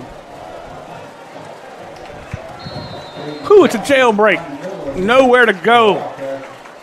And Silv will be tossed to the turf. So Walker going with the tempo right here. They're going to sub right now, but no huddle. Get the team to the line, and they're going with one of those wild formations that they had. Jacob Mackey, the senior, in at running back instead of Caden Jones. He will lead block, and Silv is just stuffed. There's nowhere to go for Silv. As big and strong as he is, this defensive line of Noah Jenkins, Jacoby Davis, Gavin Hebert, and then the middle of the linebacking core just crushing it. They are. Those guys are outweighed by an average of 50 pounds right now, and they're pushing them back. But Sandoval is doing a great job. You see it right here of the whole team is going for the ball. They are attacking. They are getting to the ball carrier. They're not letting him get those extra yards. Third down and about 10. Well, third down and 10. Exactly 10. Not even about. It's exactly. Laser measured it. Let's see what they can do throwing the ball right here. Looking for somebody to throw to, and good coverage downfield. And I got to tell you, that's a coverage stack right there. Yep. They were blanketed all the way down the field. As soon as he snapped the ball and saw the coverage that was happening, Sandoval was matched up man on everybody. It was great coverage. He just tried to make something out of it, and he's had success running up the middle, but Sandoval this time closes that pocket and able to bring him down for no gain. We've talked a little bit about Caleb Ricks, of course, his brother now playing for the Eagles, played at LSU in Alabama. But I'm really impressed with Jared Brown. Jared, the senior, 5'9", 155. He has been in on tackles. He's been in on coverage, and they're going to punt this one away, and they do so. This is Niall Allen doing the honors. It will take a Wildcat bounce all the way down. Flag will fly. That's odd. And it'll go all the way down to the 16-yard line. Yeah, I don't know what that flag is. I saw it. I think it'll be a sideline. Get back, coach. Isn't doing his job. Yeah. Got to get back, coach. So that'll be a warning. Unless they flew the flag, so it's probably not a warning. It'll actually be a penalty. So most likely they've had to tell him a couple times there. He's going to the coaches and saying, you got to get your guys back. He ran into somebody running down there. But a great bounce for Walker. Puts Sandoval down deep, and now with 2 minutes, 23 seconds left, if Sandoval can get a big play, they have a chance right here. But they're not going to be able to do one of those longer drives like they were wanting. But Sandoval now is in the driver's seat to say whether or not we just want to take this lead to half or not. I don't think that coach is going to take his foot off the gas. Own 15-yard line, 1st and 10. Pulls it back as Cooper Babin. Babin finds his man, and that is Caven Taylor. And Taylor makes the stop, and Jonathan Musso there to grab him around the shoulder pads and fling him out of bounds. Good tackle there by Musso. I mean, he was the last line of defense. That was a Sandoval touchdown if Musso doesn't throw him down. Watch this. Great tackle right there, flying in.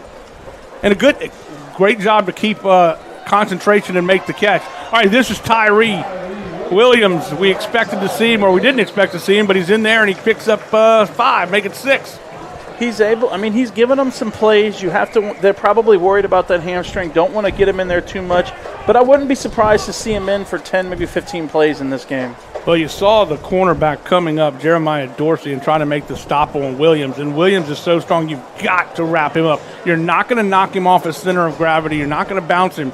You've got to wrap him with your arms. Brings up 2nd down and short. Looking for somebody. Keeping his eyes downfield. He's going to throw it, and it's intercepted. Knocked out of bounds by Jonathan Musso, makes the interception. I thought if he had just tucked it, he probably would have gotten the 1st down, but he tried to get it over Musso's head. So we talked about it at the beginning of the game. You watch Babin coming out, trying to do too much. He wanted to get the ball down the field to his receiver, but he didn't see the safety playing underneath. His 9th interception of the year. Babin has got to do a better job of taking care of that football. When your arm is electric like that and you're a gunslinger, sometimes it works great, but then sometimes you throw picks like that. Well, this is an opportunity for the Walker Wildcats to capitalize on a mistake. That's what the Gators did to start the ball game off after that errant snap on the punt. And one play later, they were in the end zone we'll see if the Walker Wildcats can do the same. Walker needs a big score right here to carry this, and they need to recapture that momentum going into halftime. First time to start a drive across the 50 into Santa Monica territory. Flea flicker, and nowhere to throw it. A flag will fly. He's still on his feet, though. Silva's got some running room. How he broke those tackles, I'm not sure, but he is down to the 25-yard line and still up. I believe it's going to come back on a holding call, Yes. but what an incredible effort by the quarterback. What a run. I thought the guy was tackled. The man had his arms wrapped around him. And what does he do? He breaks the tackle. I mean, there's the flicker. You see the hold at the top of the screen. This Look is where at we this thought he had rip. him. I mean, he thought the refs were going to blow the play dead. There's that Yeah. flag, and it will come back. But an excellent effort by Silva. Look at that run. I mean, that's one of those plays. That's the kind of thing that gets your team fired up. You can't make the mistake on the hold on the outside, but they're still in this. They still have a chance right here to get this first down. I mean, to get the ball down the field. It's 1st and 20. Let's see what they can do. Being chased, dumping it off on the screen to number 1, Carry On. Joseph, and number 5, Caleb Ricks, makes the stop. So I did not know that he was related to Eli Ricks. His brother. I did not know that. Yes, it is. That's awesome. He's come. I mean, way to get. He came across the field on a drag route, able to get behind and make the tackle. But just like we talked about, they're still in it. It's 2nd down and 8 right now. Let's see if they can pick up a few more yards. At least put them in field goal range. Picked up 12 on that one. Oh, almost throwing it to somebody. Decided not to because of great coverage. Still on his feet. Now he'll dump it, and intended for number 2, Rashad Taylor, but I think he was also just trying to throw it away. I think he was. Thank goodness Taylor was in the area. You don't want to. You cannot take an intentional grounding right there. So now, with how good Ponce kicked the ball, they need to focus on. We want to get the first, but we need about 5 more yards here for this kick to be comfortable for our kicker. As I said, it's his first game kicking. They just traded out kickers this week, so they need about 5 more yards for a comfortable field goal here. Third and 8 is where we stand. We have 27 seconds to go here in the half.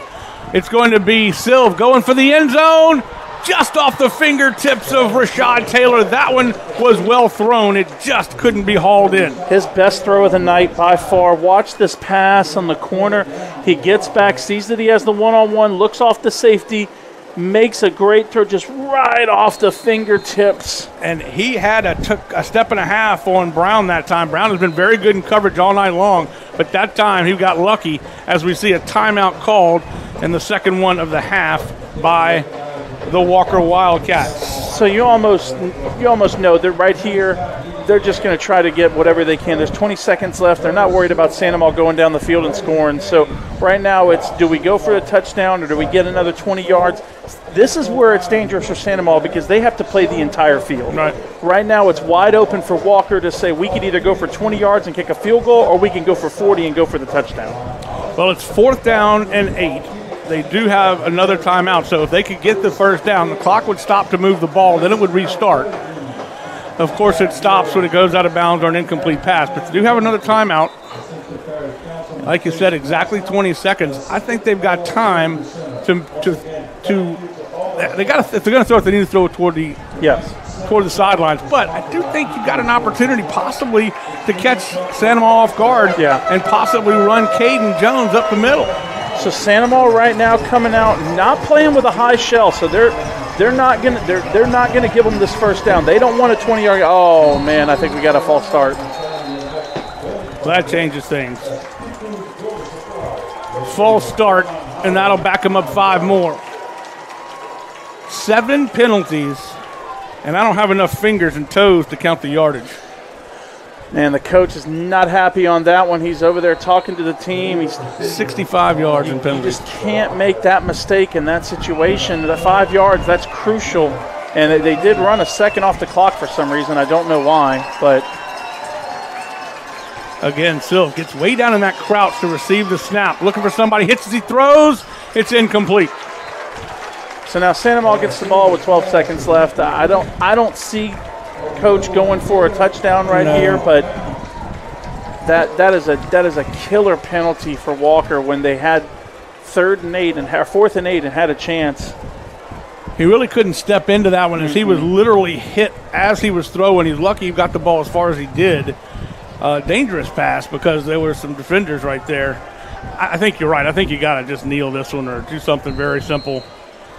Go into the locker room with Walker playing prevent right here. They're not going to give up a big play. I mean, they will hand off to Hickerson. Hickerson's got some room and some blockers ahead of him, and that will pretty much do it for the first half of play. And it has been an exciting one, a quick one, but nonetheless exciting. As we go to the locker room, the score, the Santa Maria Gators 14 and the Walker Wildcats 3. This is a huge opportunity for both of these teams. Who comes out in the second half and who is explosive? We'll see in just a bit. We've got a great halftime interview for you. Of course, the band is coming up.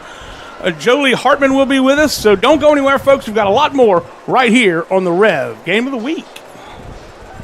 We're Rev Business, a local provider with nearly 90 years of experience. So when it comes to business in Louisiana, we know that personalized service is key. And we're here to go the extra mile with all fiber solutions that deliver what every business needs: reliability and quality. We're not just providers. We're the local team dedicated to helping you succeed. True partnerships are homegrown. Rev Business, internet, phone, managed services. Visit us at letsrev.biz.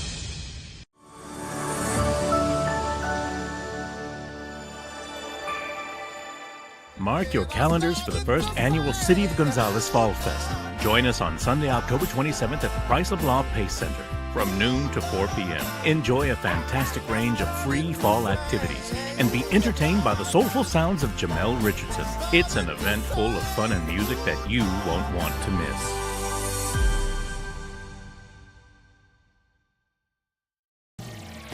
BT Chapman and AJ Pickett with Advantage Therapy are honored and excited to team up with Santa Maria High School Athletics. At Advantage Therapy, we are dedicated to helping our patients regain the highest possible functional status through one-on-one patient care. Advantage Therapy has spent nearly 2 decades providing both outpatient orthopedic physical therapy and occupational therapy to the people of Ascension and surrounding parishes. From all of us at Advantage Therapy, go Gators! Chris's Specialty Foods has you covered for tailgating this season. We do all the prep work so you can spend time enjoying your family and friends. Steaks, burgers, sausage, chicken, wild game, and many other great pork options. Our central location is now open on Wax Road behind the Walmart. And the new Highland location serves hot lunches and has a meeting space for your work team. New Orleans and Millerville are rocking as well. It's fast, affordable, and delicious. It's Chris's Specialty Foods. Everybody loves Chris's. It's game time. That's right. Get ready to rev up. Raise the bar. Go from 0 to 100. That's why Rev is bringing the speed. Buku speed. High-powered internet speed that tackles every upload, download, and stream. With the most reliable network born right here in Louisiana. All backed by homegrown support. It's time to experience the power of Buku speed. Make the switch to Rev. Visit us at letsrev.com. Well, it's halftime, and it has been an exciting first half of play. I mean, it started off the game with the Santa Maria Gators capitalizing on that snap mistake on the punt, one play later than in the end zone. And then Walker just calmed down. They drove the ball down the field. It took them a couple of drives, but got that field goal. But since then, it has been penalty after penalty. They have 65 yards in penalties. And again, I don't mean to harp on it, except that it is a key of this football game. Yeah, I mean, when you look at it, Santa Maria settles for a field goal down here if it's not for a running into the kicker. And that's a completely mental penalty. Like that's and not. And they missed the field goal. And they missed the field goal. So that you not only lost, that was a 7-point or 10-point swing right there because it's 7-3 and your team is driving down the field with a chance to either get a field goal or a touchdown with 5 minutes left and able to take momentum into the half. But Walker makes that mistake, and you can't do that in a game like this. We talked about it, about which team is going to be hungry. Well, both teams are hungry. Both teams want to win. You can see it. But now it's coming down to not which team is hungrier. The second half is going to be about which team can get the momentum, keep the momentum, and not make the mistakes that lose it. Right now, Santa Maria's defense has shut down the running game of Walker. They are not a passing football team, and you can see that. They're not comfortable passing the ball. But right now, that interior of the defense, which is the strength of the Santa Maria defense, has been able to, for the most part, shut down Caden Jones. And Silv. Silv has done run over to run nothing. I mean, that last run that he had that was called back by penalty, that was probably his most impressive run of the night by Silv. And Jones, they've been able to, he had a few spurts here before the 50, but what we're seeing from Santa Maria is we're seeing them kind of give a little bit of a cushion until they get within the 40 and the 30. Once they get to that 40 and 30, you're seeing that Santa Maria defense get very clamped down. They are getting very tight, and it's been so far a great called game by both sides' coaches. Without question. And guess what, everybody? It is time for halftime entertainment, what you've all been waiting for. The great band, the Gator Band from Santa Maria Land, will take it away.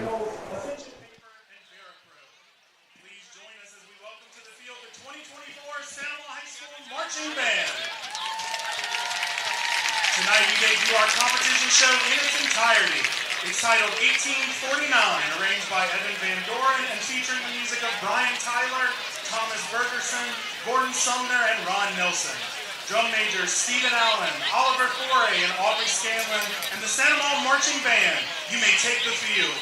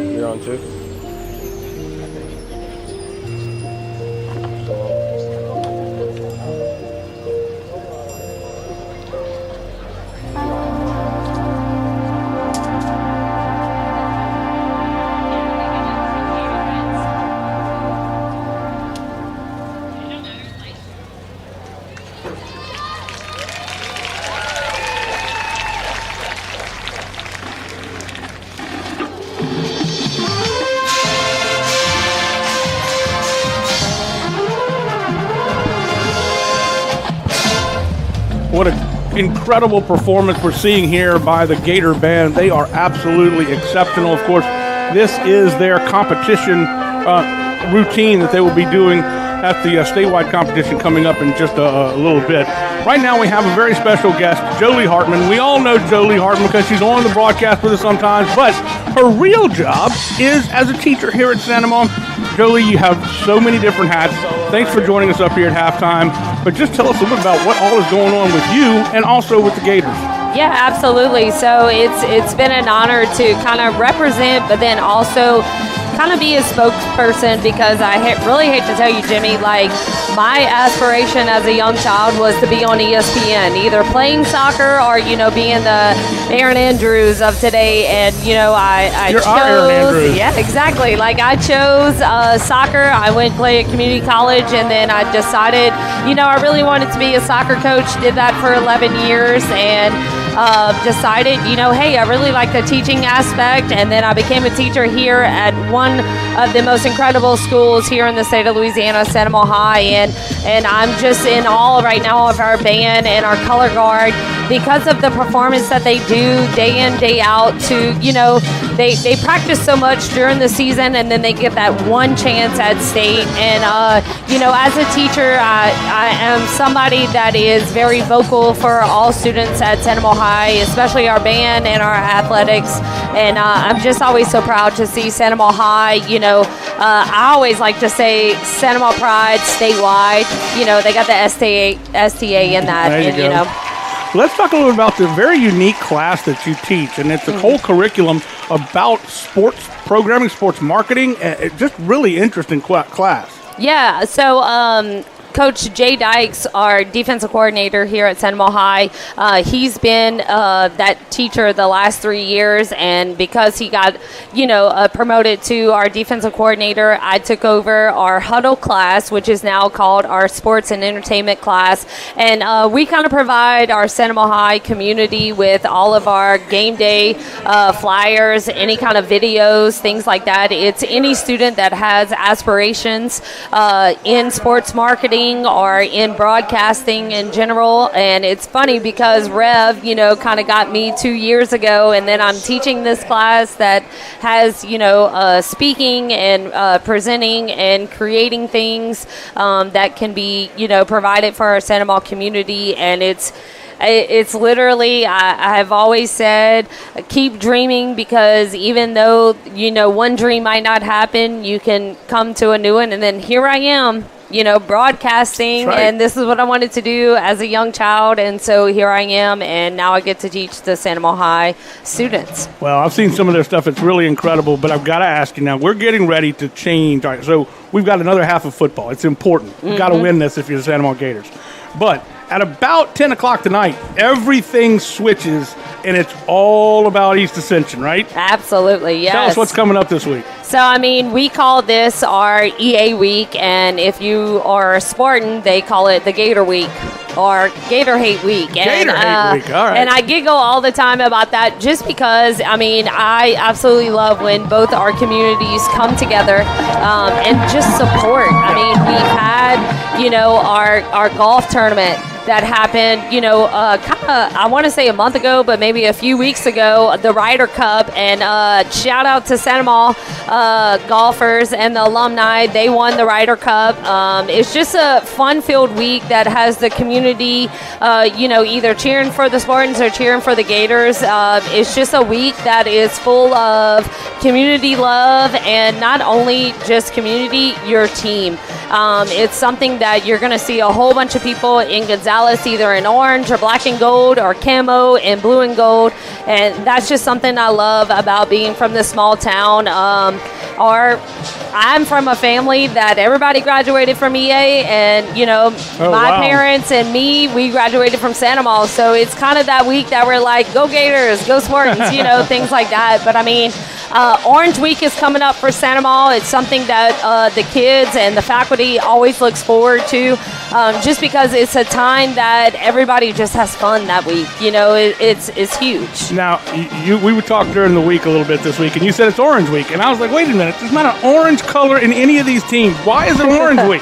So I get this question asked a lot, and look, I'm going to just tell you, the Spartans are on a gator hunt. And for everybody that is born and raised in South Louisiana, if you go hunting, you're wearing camo and an orange vest. So Spartans are wearing camo, the Gators are wearing orange, because we are showing the Spartans we're here, we're not afraid, this is where we're at. And so it's just such a fun and exciting week in high school for both schools. Right, and there's very few places where the community has two schools like this in such proximity that have a history like this, and yet it is a rivalry game. It is a fun back and forth, but it really is, as you said, about bringing the community together. Absolutely. It really is. So I presume there's going to be activities all week long. I don't expect you to have every day, but I'm sure there's something going on every day, different dress and all that good stuff. Yeah, absolutely. So I know EA, they have always outdone everything that they do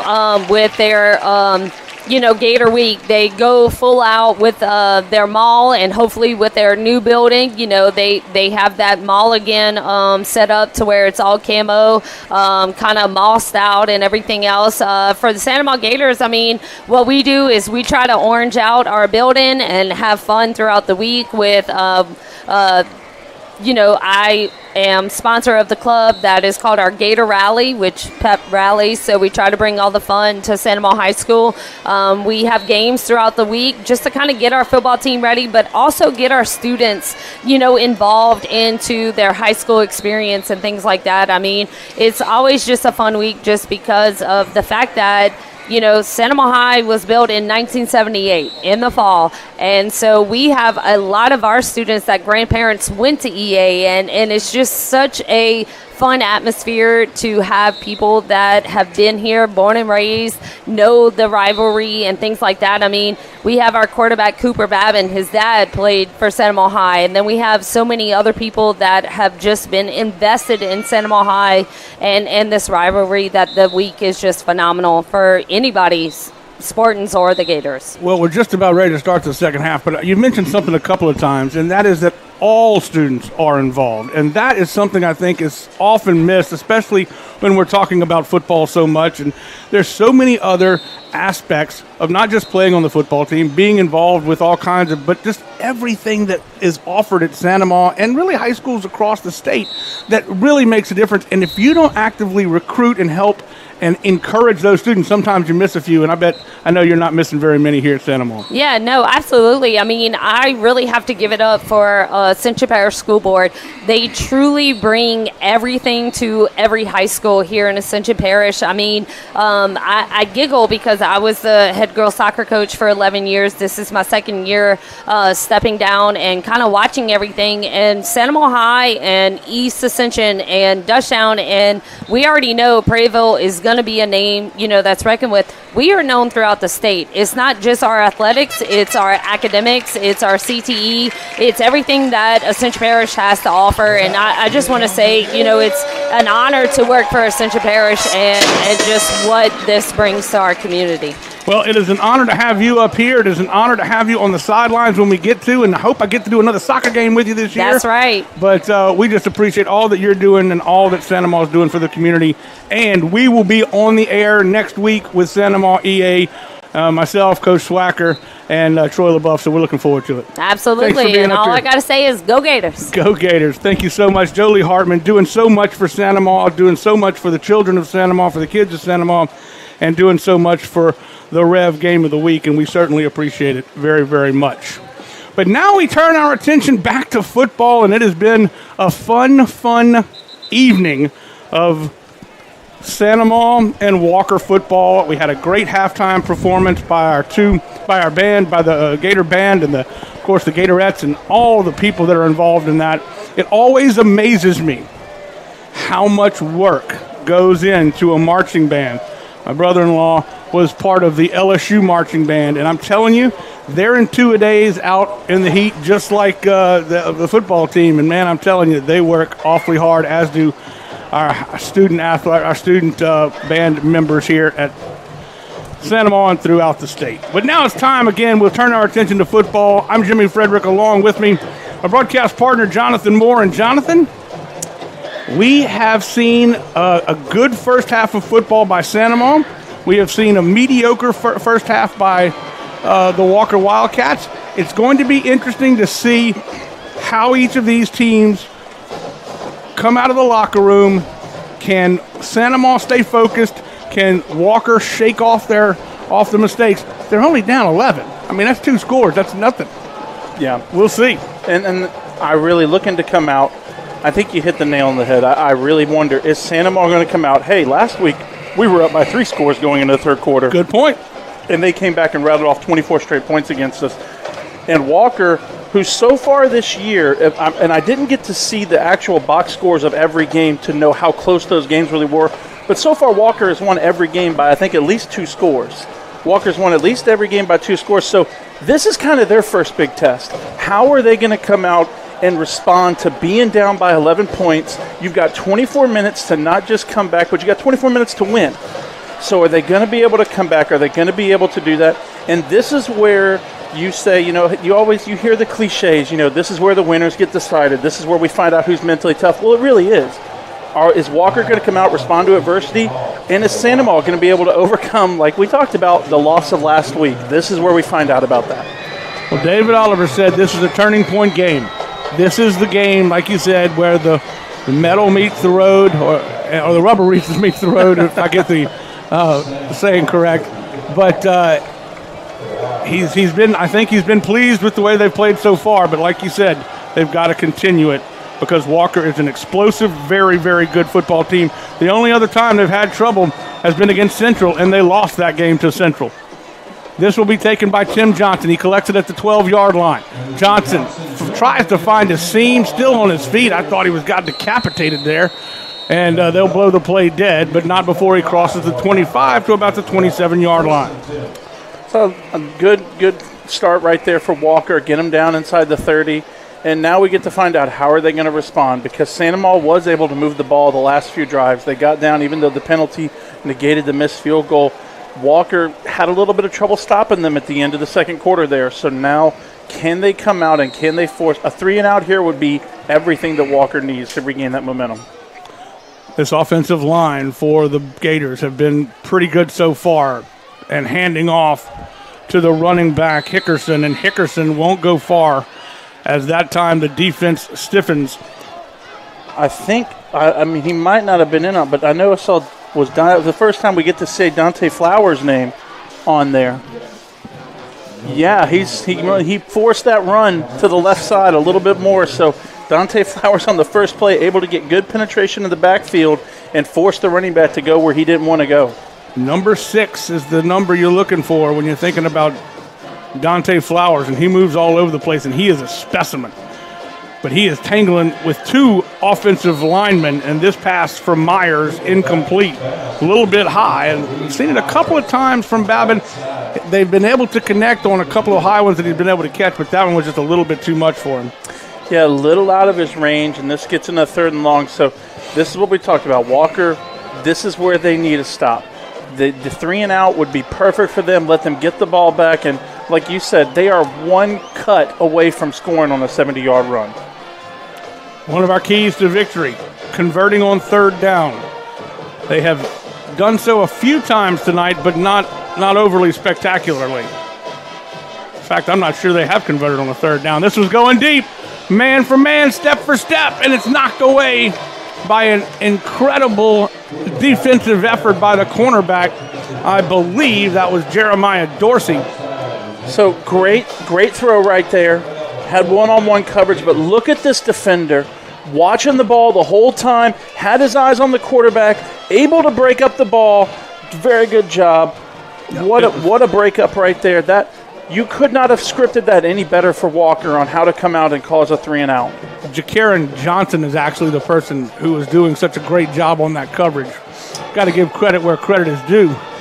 This punt is good, and it's a good punt, and it will take a Gator bounce. It will roll out of bounds at about the 34-yard line. Now they'll say the 35, and that's where the Walker Wildcats will take over their first possession of the second half. Is this their best starting field position for this half? For this half, yes. Very Was good. it for the game? Is this? No, they did start one time in Santa Maria territory That's right. at 37. They had to they ended the game there. So I really, right now, Walker has to come out and say what worked in the first half. We were able to get a few our quick passes worked very well, especially the drag routes over the middle. Are they going to come out now and say, let's take what works, let's gain some yards, and let's put some more points on the board? I think they're going to give it to Jones and let him punch it through, and that's what they do right here. And Jones has got some room. Jones at the 30, 25, 20, 10, 5, down at the 4-yard line, and the flag could be a horse collar. Holy cow, that's what they needed to do. So we just said it. They are one cut away from a 70-yard gain, and Jones right there, when you watch the replay, one cut up the middle, doesn't have to make anyone else miss, and it's a foot race.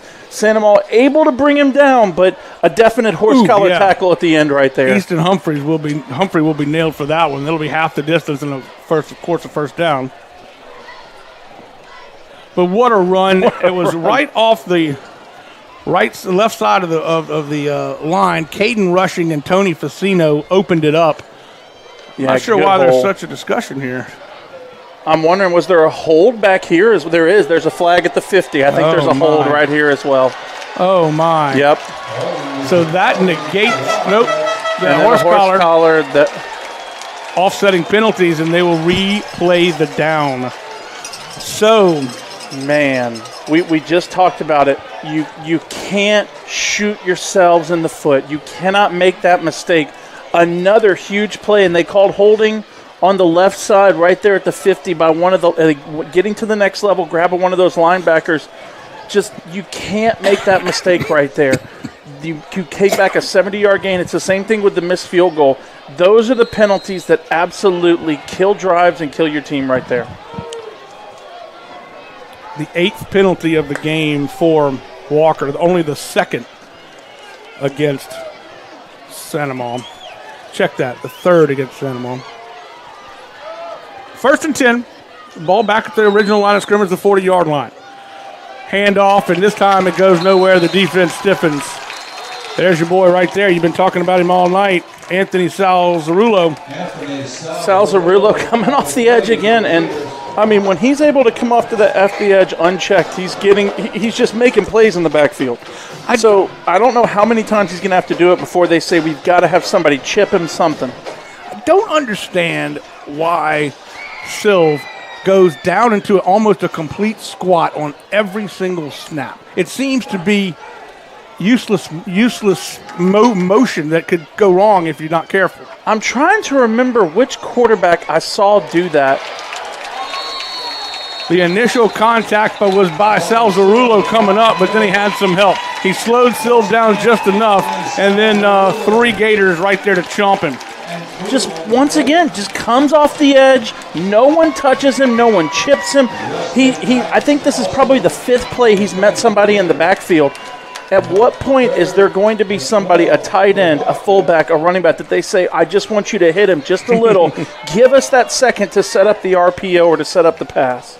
3rd down. Also, Wesley Dykes in on the stop. Of course, his dad is defensive coordinator. Dancing around is Silv, and Silv is going to be met by number 26, Jacoby Davis and company, and that'll bring up 4th down. So, wow, what a turn of events. Yeah, and Davis, a kind of an undersized nose guard. I mean, usually when you have a nose guard, especially even if at high school, you want that guy to be 250, 275, even 300, but he's able to not just go to the outside, but make a play on the edge along with Evan Williams. Santa Maria answered perfectly to what happened right there, and now they have a chance to not just regain the momentum, but they get pretty decent field position. 4th down, and Niles Allen will put his foot into it. Humphrey will be set to receive it. And Humphrey will call for the fair catch at the 30-yard line, and that's where they will have their second drive of the second half.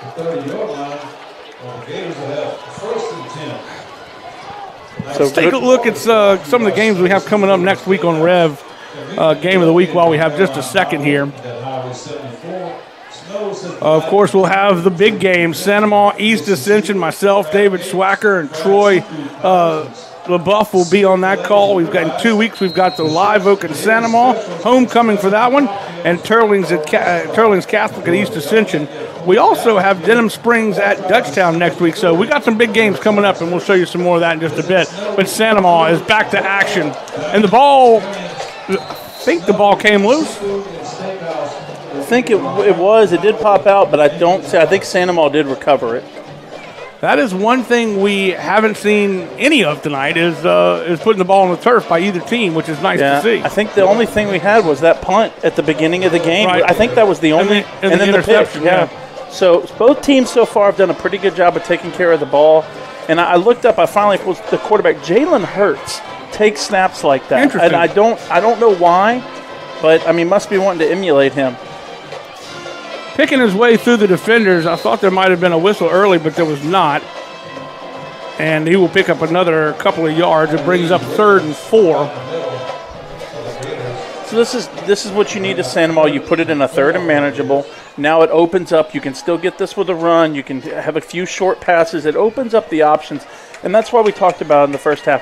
1st and 2nd down are so important. You need 4 to 6 yards for each time you move that football to put it into 3rd down to where you're not facing those 3rd and 6, those 3rd and 8s, those 3rd and 10 plus. Connor Dar is into the ball game. Empty backfield, 3rd down, and that whistle will blow dead.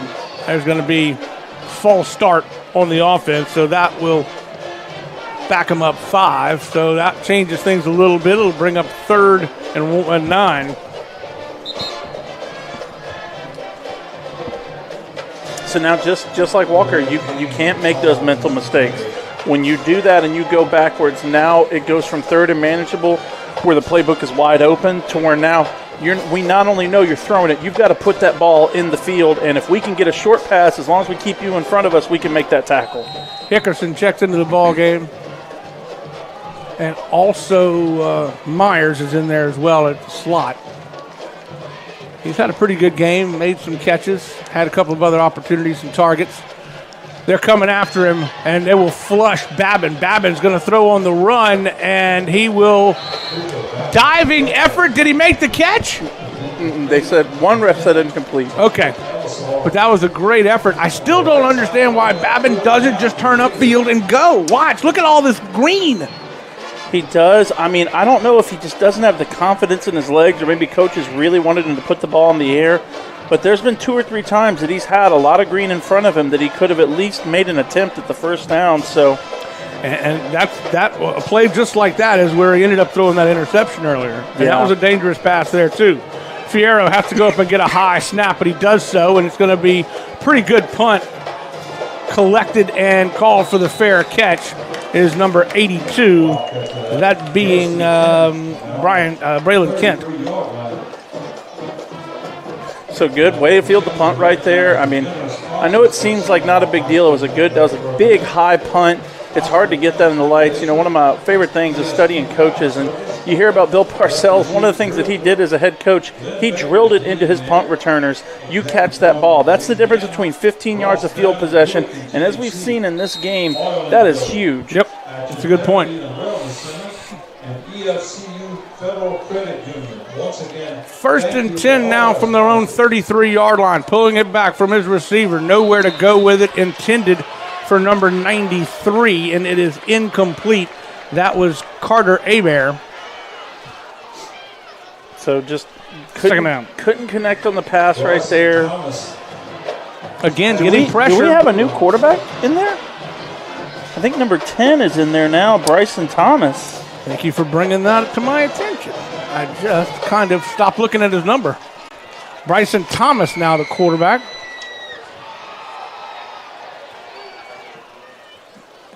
And he will hand off to Caden Jones. Jones has got a big hole up the middle. Making the stop is Easton Humphreys, but not before he picks up 21. What a hole that offensive line just opened up right there. I mean, look at this guard and this center when they move these guys. I mean, just look at that hole that he had to make that run. Great job right there on that cut. The guard pulled. Reese Dodd did a good job. Very athletic on the offensive line. I'm not sure what the... somebody's mad as a hornet. There's a flag drop. I mean, it looked... False start. That'll back them up another 5. It looked like they thought what I don't think the Wildcats know what's going on right here because they didn't move the ball. Yeah, it looked like they were looking to the left to get the play call, and the Sandomal players pointed to him because one of them made a football move, and they thought it was a foot. So I don't know. And so then you had the crazy snap happen right there, but I think the referees, they called false start. And while the official was calling the penalty, they snapped the ball. Right. The things you can see sometimes in a high school football game in Louisiana. I don't know if in all the years I've been watching high school football, I don't know if I've ever seen what just happened happen. So that's good. We had a first tonight. Hey, try to make history whenever we can. Yeah, so they will back it up 5. Let's see. False start against the Wildcats. That is a 5-yard penalty, no matter how you slice it. And it brings up first and 15. The quarterback was just as shocked as everyone when the ball hit him. Yeah. But it looked like one of the players maybe made a football move, and that's why they called it. But first down and long.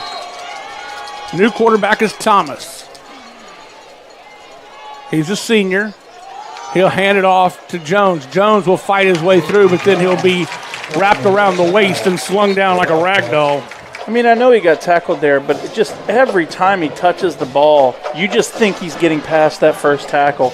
Just so elusive, so strong, and great job right there. I didn't see who brought him down.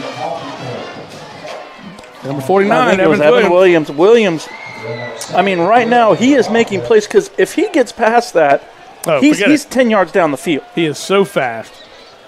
Real quick, a scoring update. East Ascension leading 43-9 against Prairieville. There's another hole, and guess what? You ran right into Evan Williams, but he still picks up some positive yards, but now it's 3rd down and long. Yeah, I mean, he's doing good. They were able to make 2 good positive plays, and this is why the 1st and 15 hurts you. If it's 1st and 10, right now it's 3rd and 2. Good point. Instead, where are we at? We're 3rd and 8. We're 3rd and 7. You cannot have the negative plays. You've got to make the choices where we're going to know the cadence. We're going to know when we're going. I know we're in an away stadium, but right now these fans aren't being too loud. Just focus, pay attention. Boy, you can see Elvin just spying. He's sitting in the middle of the field, and that's what he was doing against Jones. He's sitting in the middle of the field. Nobody's touching him and running right into him. That time he was spying the quarterback, Thomas, watched him the whole way, and made the tackle when he took off. And I think Salzarulo was in on it as well. I mean, just they made such a good play on him, and it sets up 4th and short. So, I mean, he is just literally playing center field going, come at me, I'm just going to take you out. Somebody's either got to block him or they've got to juke and get around him. Yeah, you've got to figure out a way to get a helmet on him at that next level, whether it's using a fullback, a tight end, or a pulling guard. Going forward on 4th down and 3. Handing it off. He's got the running room, and there he goes. Forget about it. Jones is taking it to the house. 5, touchdown. Tim Ricks will not be able to catch up to him. We knew it was going to happen eventually, and he does it. A 44-yard touchdown run by number 94, Caden Jones. So we just talked about it. What did they do? They pulled the tight ends, both of them up the middle, and they're able to get a helmet on Williams. Once they get that, he's able to just bust it for the rest of the way and score a touchdown. Good play design, way to take advantage of those 2 big tight ends hitting the next level, and now they have a chance to make it a 1-score game. We heard about his speed, but we haven't seen it. We saw it a couple times, but that was a flash of brilliance where he had just cranked it into 5th gear and was gone. Yeah, and I mean, and you said it earlier, he's 1 cut away from making the 7 points. Right. And in high school, that's so special, that's so amazing to get a chance to see. And so we see it right here. Look, they pull the 2 times, they're able to get him on there, get a little bit of over pursuit from Sandomal, and he just takes it up the middle the rest of the way. And that's the advantage of having a weapon like him. You're exactly right, and now we've got a 14-10 ball game, and all of a sudden the complexion of this game has changed. The mood of the whole stadium has changed, as you would expect. But now it is when it is up to the coaching staff of the Black and Gold to figure out a way to motivate these young men to do something special. Yeah, and you can't, Coach Oliver can't tell them enough. This is why the 3rd downs matter. Right. Because when you put us in 3rd down and long, I mean, that play by Babin where he threw that and nearly got picked, he had all that running in front. If it's 3rd and 3, maybe he does take that right and just gains 3 or 4 yards and gets a quick slide. But 3rd and 8, 3rd and 9, he now has to think, am I going to outrun this end? Am I going to outrun this linebacker who's behind me? That's where you have to remember 1st and 2nd downs are important because they put us in the 3rd and short. So right now, Sandoval, they've got to get the momentum here. If they get a 3 and out, Walker has everything, and we probably are going to see exactly what we just saw, one cut for 30, 40 yards for another touchdown. Tim Johnson and Reed Myers set to receive the kick. This will be Pounce. Pounce will put his foot into it. It will go to Tim. Johnson will take it at about the 4, back at the 6-yard line. He's got a little running room. He's turning on the jets, trying to juke his way out of trouble. Still on his feet, protects the football before he goes out of bounds. And a great return by Tim Johnson. He will be run out of bounds by number 23, Jeffrey Caldwell. I don't know what he said to Caldwell after the play, but Caldwell felt like it deserved a penalty. But good job by him to get to the edge. And a good job to wrap that ball up in both hands. Mm-hmm. Flag did fly, actually. And that'll back up the Gators. Oh, wow. Personal foul against the Gators. And now all of a sudden, the wheels on the little red wagon seem to be getting wobbly. Just can't make mistakes like that. I don't know if he called. I think it was either a hold or a personal foul. But yeah, he called. Wasn't it? He said it was. Oh, hold. Okay. Yeah, but you just like you said. I mean, that's what takes the wheels off. You have a try. If you just had a great play, you're about to start field position at the 30 or at the 40-yard line. Now you're backed up to the 30. 1st and 10 on 31-yard line. It looks to me like, and they will take it. Babin will throw the football down the field. He's got a man. He's got it to David Taylor. 1st down, Gators. That'll put a little pep in your step. So great coverage right there by Jakaran Johnson, but watch this throwing catch to Babin. I mean, just absolutely perfect. And Johnson could not have played that any better. Short of breaking the ball up, he could not have been in better coverage. But look at the air under this football, right to the receiver. He times it well. Great passing catch. Handoff this time right up the middle to Hickerson. I think Hickerson's going to see a little bit of action here in the second half. He got to run the ball some in the first, but they didn't keep feeding the man. Feed the machine. Sometimes you got to do that, and hopefully it's just a cramp. We have a player down on the field. Why don't we take a quick break, and we'll be back right after this. You are watching the Rev Game of the Week. Game time. That's right. Get ready to rev up. Raise the bar. Go from 0 to 100. That's why Rev is bringing the speed. Buku speed. High-powered internet speed that tackles every upload, download, and stream. With the most reliable network born right here in Louisiana. All backed by homegrown support. It's time to experience the power of Buku speed. Make the switch to Rev. Visit us at letsrev.com. Chris's Specialty Foods has you covered for tailgating this season. We do all the prep work so you can spend time enjoying your family and friends. Steaks, burgers, sausage, chicken, wild game, and many other great pork options. Our central location is now open on Wax Road behind the Walmart. And the new Highland location serves hot lunches and has a meeting space for your work team. New Orleans and Millerville are rocking as well. It's fast, affordable, and delicious. It's Chris's Specialty Foods. Everybody loves Chris's. We're back just in time for the whistles to blow. By the way, it was Elijah Thornton who was shaken up on that last play, and he was a little bit on a pitch count because he's been hurt over the course of the season. He actually played the entire game last week against Dutchtown. They waved the flag off, so they'll replay 2nd down. But nonetheless, he came off on his own steam, and we're glad to see that because he is an exceptional left guard and a senior. Yeah, they're looking at that right leg, I believe, of him, so I don't know if maybe he tweaked his knee, his ankle, but it doesn't look like it's just a cramp. They're checking him out on the sideline. Here we go, 2nd and 6. Trying to run the football, and he will be stopped.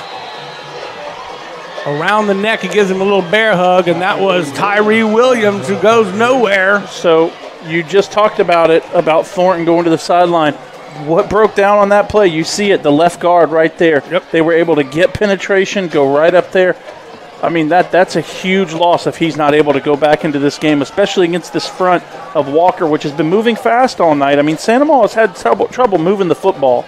So if he's not going to go back in this game, this could be bad news. And you notice right now, it looks like they're shifting Flowers over that left guard. So we'll see what happens right here. 4 seconds to get the play off. Play action pass. It'll go right out and through the hands of the intended receiver. And he goes nowhere, and that will be 4th down. It's just mental mistakes. The quarterback, good play call. If he catches that, he's able to gain 3 to 5 yards. But he tries to get ahead of himself. He tries to get up the field before he secures the catch, and you can't do that.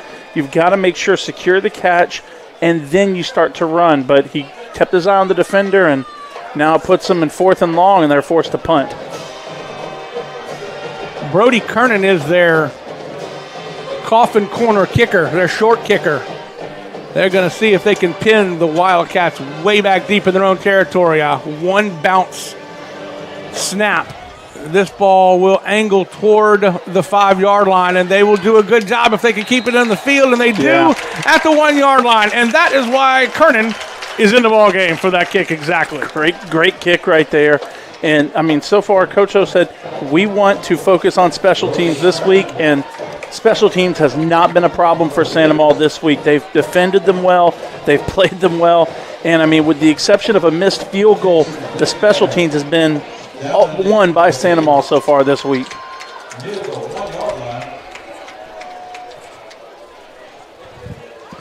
.244 left to go in the third quarter. It has been back and forth and a defensive struggle here until one play changed the complexion of this ball game a little bit earlier in the third.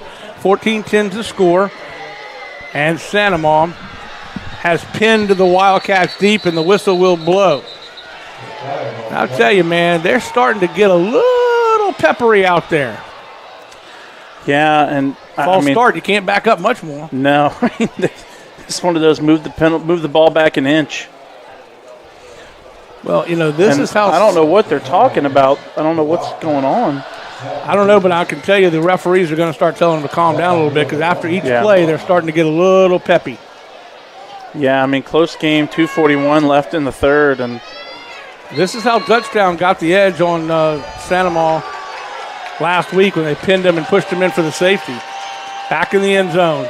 What's going to happen? Is he going to get out? No, sir, he's not going to get out. That will put him into the end zone, and they did it exactly the way they drew it up. They pinned him deep, and then they put him in the end zone for the safety. 2 points for the Gators. So we talked about it in the first half. Can they get a push up the middle against those guards and centers? And what did they do? That's exactly what happens. They're able to get that push, which forces the running back. It forces Jones to stop, and he loses the momentum. And at that point, the edge is able to collapse and bring him down. Great play by Santa Maria. We have... Wait a minute. Did they call a touchdown, or is that a safety? Wow. They're coming in to kick an extra point. Did they recover a fumble? They must have, because this is not how you usually do a safety. This kick is up, and it is almost blocked. And another flag will fly. Let's see if we can sort this out. I think even some of the teams were confused about what was going on. Well, the scoreboard is definitely confused because it says 16-10. And now, so they're calling offsides. Well, let's see what here's the replay right here. Now, there's no way we can really tell with the scrum. But the ref should make a call for a touchdown.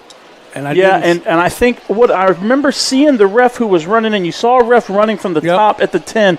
He gave a signal. I thought he made the signal for safety, but he must have given the touchdown. Yeah, because there it is, 20 points. So not only was he tackled in the end zone, but he fumbled the football.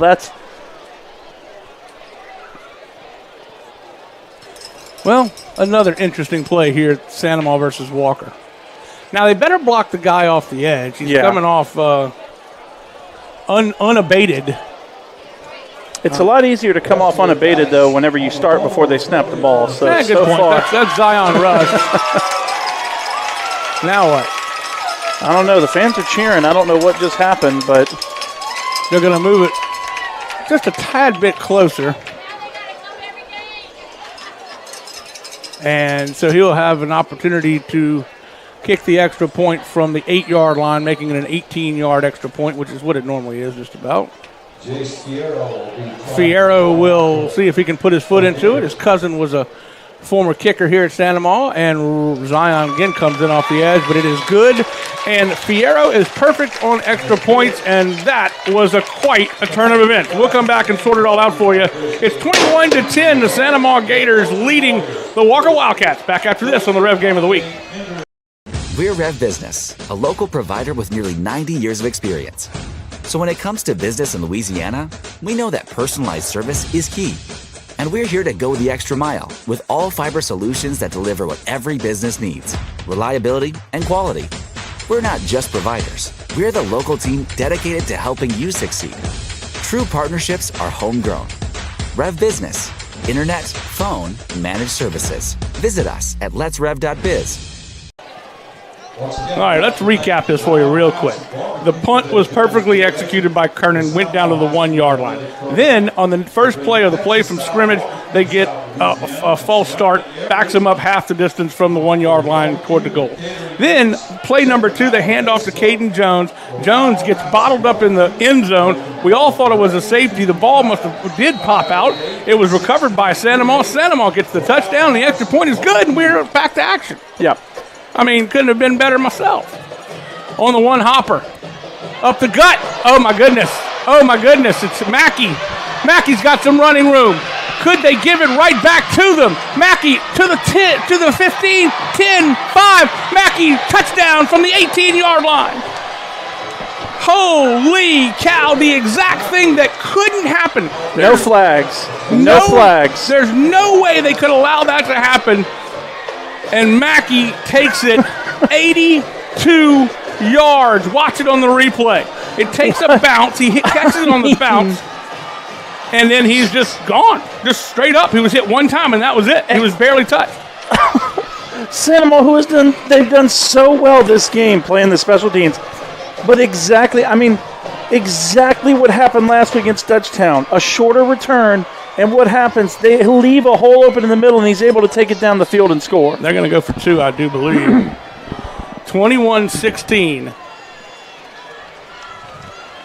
And they will go for 2 here. So, again, this has just been a back-and-forth football game from jump. I mean, if you're Santa Ma. It's a direct snap to Caden Jones. Jones goes in untouched. We have ourselves a 3-point ball game. 21-18 after the crazy play in the end zone for the touchdown for the Gators.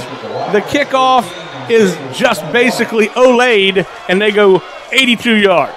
I mean, if you're Santa Ma, you script that punt exactly like it was scripted. Pin them down in the 1, get them in the end zone, get a safety, and we score. Instead of a safety, they get a touchdown. You're celebrating. It's amazing. If you're Walker, you say, guys, we need to respond. We need a quick score to get back at this. Had it been a safety, they would have kicked off to the Gators, and it would have been a totally different situation. Santa Ma netted 3 points out of that safety is really what has happened here. Right. I mean, it's just wild game so far. But this is what high school football, this is what's great about it. You never know what is going to happen. With 2:25 left in the third, it's a 3-point game, and these teams are playing because in 8 weeks they're going to the playoffs, and district is on the line. They need this win, and they're fighting for it. Well, this is a huge win for both of these. A huge game for both of these teams. We keep talking about it. If Santa Ma can hold on and win this game, it throws the district race, just like last year, into some chaos, because there could very well easily be a 3-way tie again between Dutchtown, Santa Ma, and Walker. We'll see, of course. There's a lot of football left to play. We're still in the third quarter. This will be taken by Jones. Jones has had some good returns over the course of the game, and he'll try to zip out, but not this time, because my friend, the Walker Wildcats are certainly on point right now. So we keep saying his name, Jonathan Musso, with another tackle. I mean, he's made, I think, 3 or 4 of these so far this game where he has just been the reason that they've been stopped, and there was no one behind him. That was a 20-yard gain that he prevented. Great job by Musso, and now if you're Walker, I know they just had the touchdown that was given up, but you have a chance here. Stop Santa Ma, get that momentum back, and get the ball back down the field and score. You said it a bunch of times. Santa Ma has not moved the ball on offense well. They have not. They've come in spurts, but they have not sustained a drive, and they get tackled at the line of scrimmage. I think Jeremiah Dorsey was the one who made that big hit right there, and just they can't move the football right now, especially up the middle or on the edges. That really they've had a few long passes here and there that have done pretty well, but they have not been able to run the ball consistently against this Walker defense.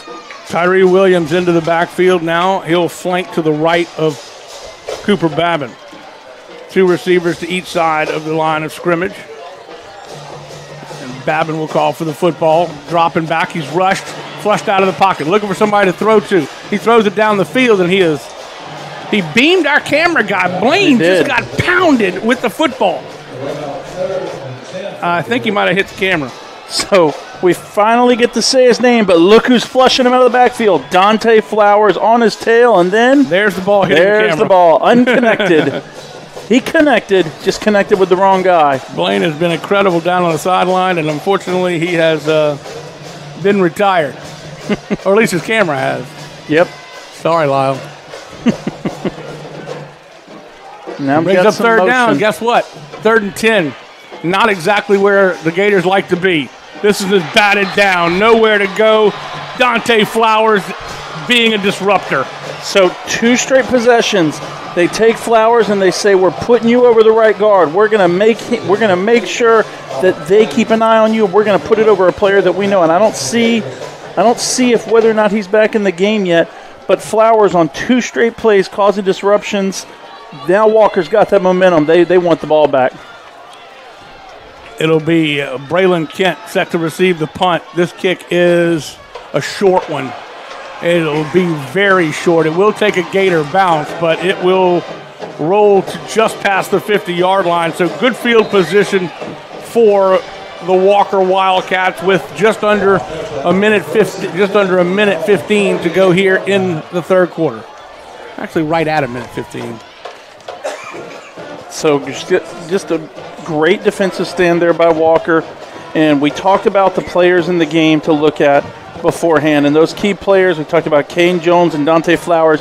And who has made the biggest impact in the 3rd quarter? It's been Caden Jones and Dante Flowers.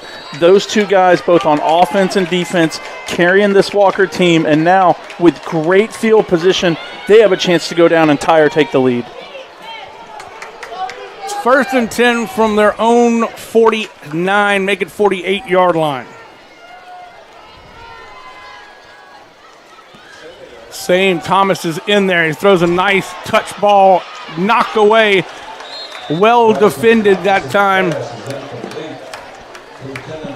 by Aiden Millett.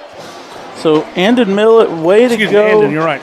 Way to go by him, breaking up that pass. But since they've made this quarterback switch, we've seen a couple of times now, they're not afraid to take some shots down the field. And you notice they had 3 Santa Maria defenders following him. Yep.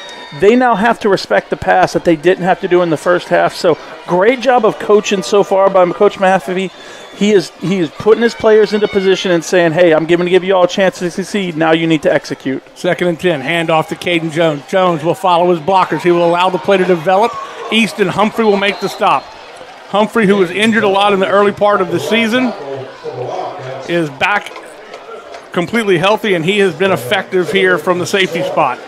A 9-yard pickup brings up 3rd and 1. So just once again, what did they do? They put a helmet on the next level at Evan Williams, and they're able to get him. We got another penalty down.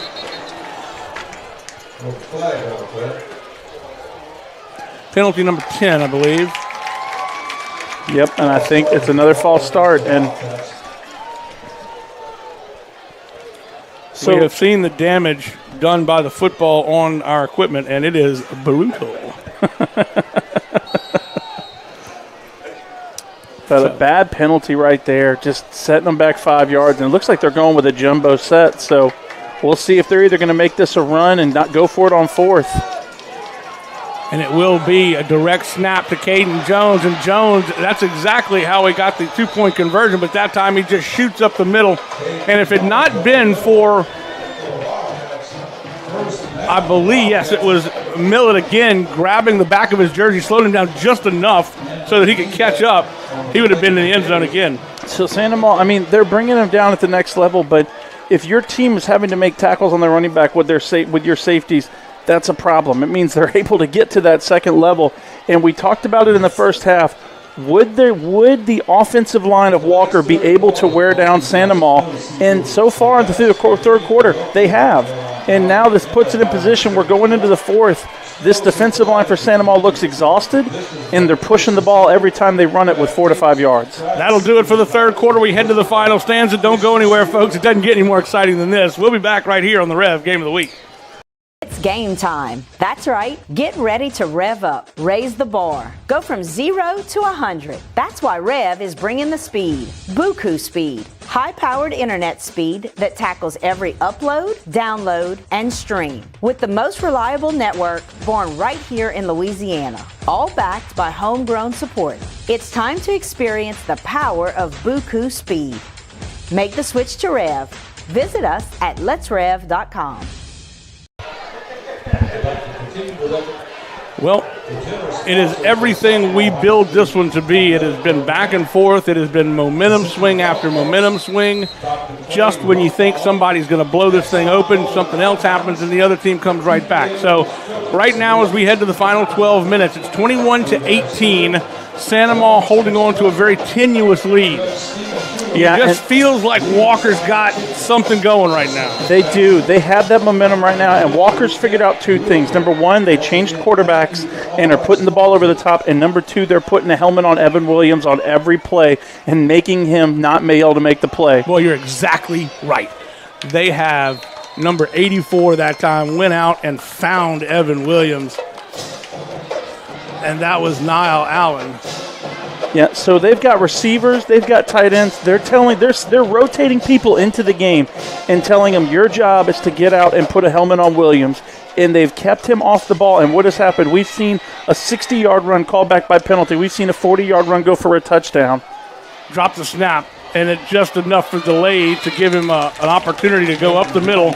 Evan Williams again that time. And I was wrong about Niall Allen. It was actually number 54, Caden Rushing, who was out finding Evan Williams. I think you're right.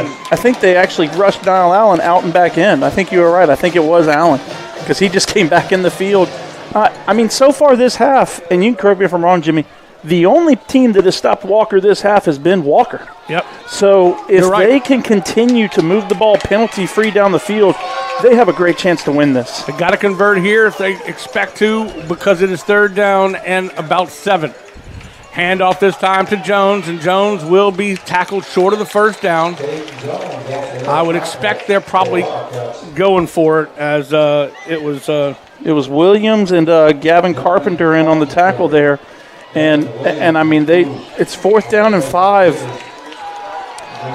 You've got the momentum. You go for it right now. I mean, yeah. And at this point, are you doing anything but handing the ball to Evan Williams? I'm not. Or Caden Jones, I'm sorry. You're handing the ball to Caden Jones. If you hand the ball to Evan Williams, it would be a bad play. Yes, that would be wrong. Don't do that. Hand the ball to Caden Jones. Sandomal stacking the line. There's the snap, dropping back, looking for somebody to throw to. No, Thomas has got nowhere to go. He's going to take the sack, and that will do it for the drive. Big defensive play that time by Gavin Carpenter and Salzarulo. I mean, it was the play call. You try to run the play action, and it worked. You sucked in the defense, but neither one of the receivers could get open.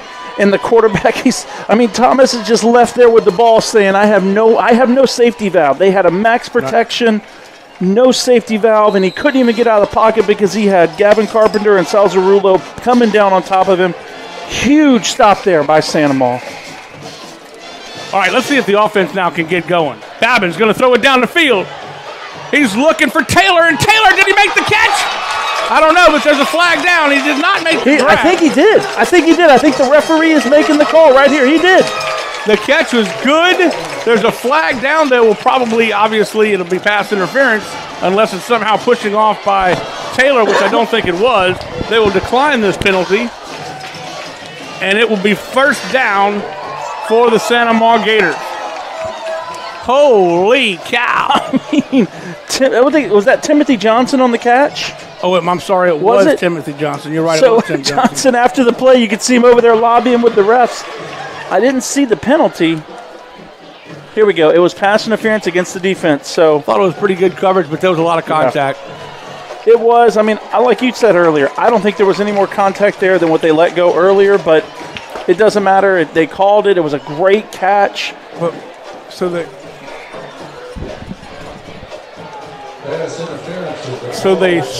catch was made and they get the penalty? Yeah. I didn't think you could do that on a completed pass. I'm pretty sure pass interference can only be accepted, which is 15 from the original line of scrimmage. Right. Yeah, the officials are talking about it now. They're going to fix it. Okay. Because they're going to fix it. I can make mistakes, but I know that much. Yeah. You either take the catch or you take the penalty. You don't get both. And, I mean, look, and it's not a spot foul. As much as every high school coach would love for it to be a spot foul if you're an offensive coordinator, it's a 15-yard penalty from the original line, I believe, unless that rule has changed, because rules do change in high school football. I asked very specifically about any rule changes this year, and that was not in the list. And in fact, there was very few rule changes this year. So they'll bring it back to where the catch was made at the 29-yard line, which is exactly correct. Yeah. And hey, you can make a mistake, but fix it, and that's what they did, and that's all we asked for with our officials. And so far tonight, I mean, I know that one was very similar to the non-call down here at the other end. So far tonight, the officials have been good. They have been spot on. There's been no calls that have been questionable. Little dump-off pass, and it's out of the hands over the head of Connor Doran. We've seen that 4 or 5 times. So Jake Rappold, I mean, watch him get into the backfield and just alter this pass. Great job of getting to the quarterback and, I mean, just trying to run that little RPO and blowing it up in the backfield as Walker setting up that second half. But we keep on talking about it because it matters. You can't have no game plays on first down. You can't go backwards on first down. It sets the tone for the whole thing. And if you're doing that, now it's second and long. Now you have to get 5 to 6 yards to have a third and manageable. Blow the whistle, play will blow dead. Ooh.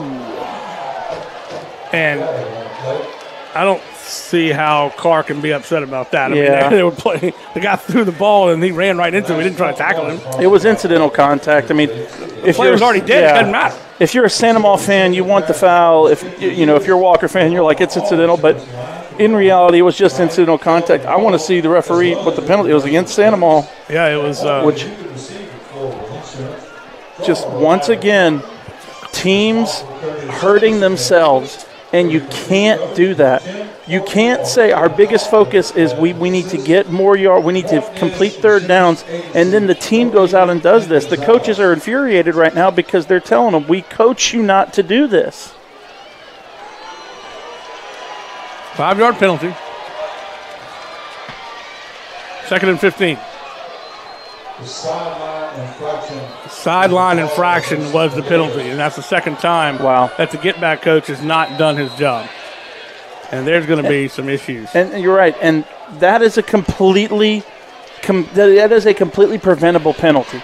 And so it's the things like that. Coach O is going to look at his team and say, what is going on? How do we make these kind of mental mistakes? You can't do that in close games.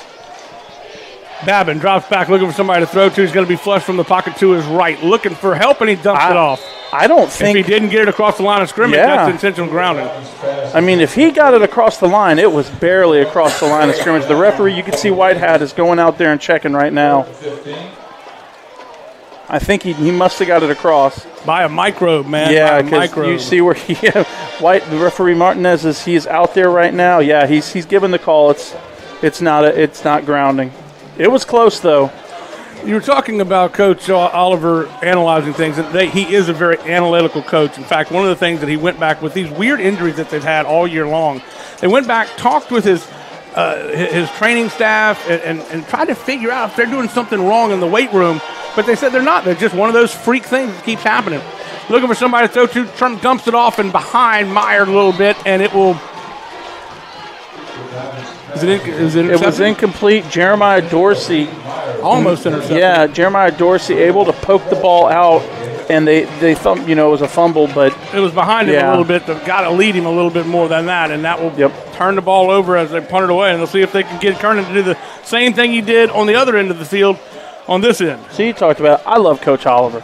I've watched him for years. I love the way he coaches. And like we talked about, I love that every year Santa Maria is in a position to do well, even the years they don't win a ton of games.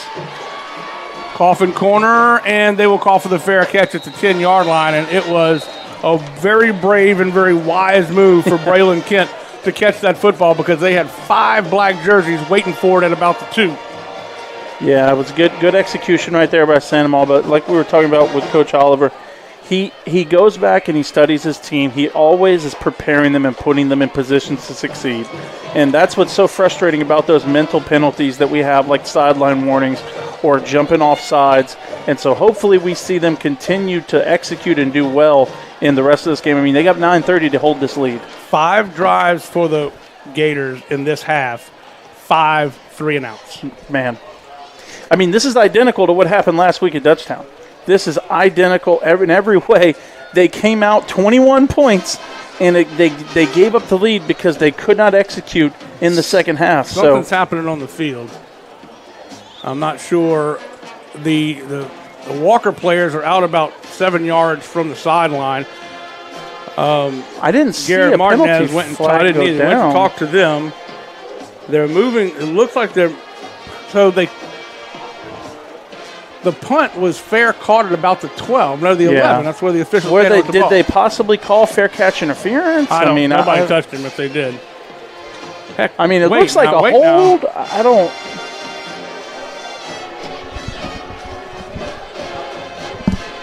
Yeah, I mean, illegal touching? The official is still holding the ball at the 11-yard line.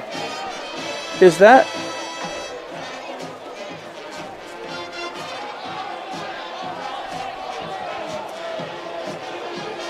I mean, are they bringing the offense back on the field? They are. Tyree Williams is out there. Babin's out there. So is Myers. And all of a sudden, the Santa Maria Gators have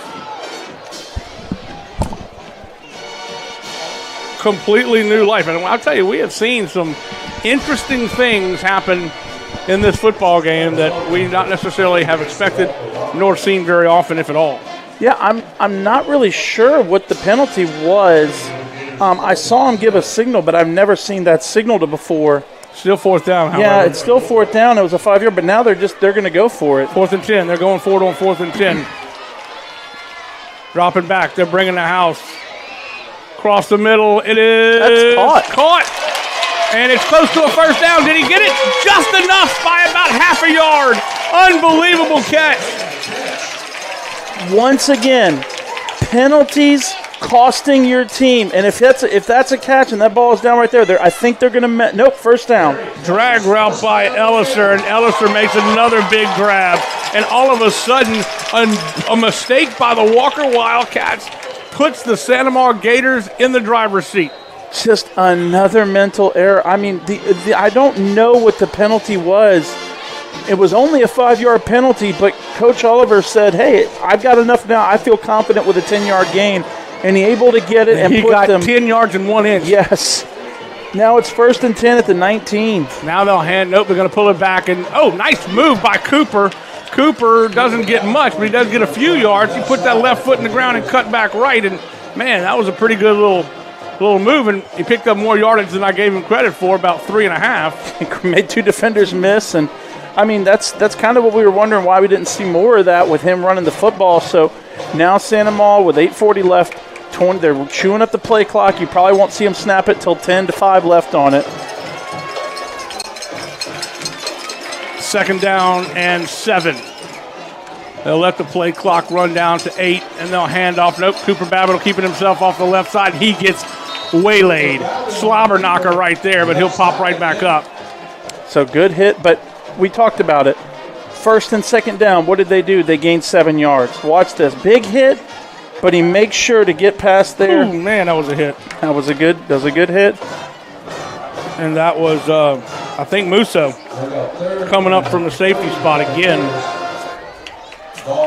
Brings up 3rd and short. They haven't had very many of these, but they haven't converted any of them. Yeah, and so this is huge because so far they've converted 1 4th down this half, but no 3rd downs. So here we go. This time to Tyree Williams. Williams on the right side. He cuts back. Touchdown. The Gators take it in from 13 yards out. Holy mackerel, what a mistake it was that they were able to capitalize on by the Walker Wildcats. And Sanamaw shoots the cannon once again. So great run. And this is the difference. You know, it's no offense to Hickerson right here. But here's what happens when you have a guy like Tyree Williams. 2 Walker defenders bearing down on him. He's able to outrun them and make that cut and get to the end zone. That's why when you have special players like Tyree Williams and you have special players like Caden Jones, they can make a difference in the game. Field goal is blocked and they catch it in the air and they'll blow it dead. But the extra point is blocked and they knew they were going to get there eventually because they had been coming off the edge basically untouched. So that'll be the very first extra point that Fierro has missed all season long. He is 13 of 14. We have a 27-18 score here. The Gators have taken the lead once again, or they've kept the lead, but they've extended it with 7:37 left to go here in the ball game. My goodness. I mean, this has been so up and down this fourth quarter for both teams. I mean, we've had highs, we've had lows, but Walker is still in this game. We know that they can score quickly. They've done it this half. I mean, they've gone down the field and gotten touchdowns. They have a chance to stay in this. The only thing that matters is tackling the guy that catches the football on this kickoff. Yes. If you're the Gators. Real quick, a scoring update. East Ascension running away with it against Prairieville 50-9 in the fourth quarter. Wow. Telling you, Prairieville is going to be a force to be reckoned with, but it's going to take them a couple of years to build up, and that's what they expected. Yeah, I mean, just like Sanamaw a few years ago. I mean, Dutchtown. Just like with Dutchtown a few years ago, it's going to take a couple of years, but as more people, I mean, Ascension Parish is one of the fastest growing parishes in the state, so more people are coming here, more people are moving here. The schools are going to do nothing but grow. I mean, you got to think about it. We have 4 5A schools in Ascension Parish. We also have Donaldsonville across the river. It will be collected at the 18-yard line. Still on his feet, but he will run into some traffic, and the black shirts will prevent him from going any further. Great tackle right there, and you know now Walker's they got hit right there. That penalty cost them. Now they've got to come out and execute on offense. But so far they've done a pretty good job. The last drive didn't end the way you wanted it to on offense, but they've moved the football. And like we were talking about with the teams, I mean, we have 4 5A schools in this parish. We have Donaldsonville across the river. We have Ascension Christian and Ascension Catholic. We have some phenomenal schools that are in our area right here. And this parish is going to do nothing but grow and continue to feed more students into them. So I'm excited to see what happens with the future of Ascension. Here's that interesting formation that we saw in the first half. 3 linemen near the ball. And you've got 3 receivers split to each side. It'll be a quick throw, and I think his knee was down when he caught it. So low pass right there. Rashad Taylor. Taylor gets it, but just a low pass, and this isn't the NFL. When your knee goes down, you're down, and that's going to set up 2nd and long. Brings up 2nd and about 14.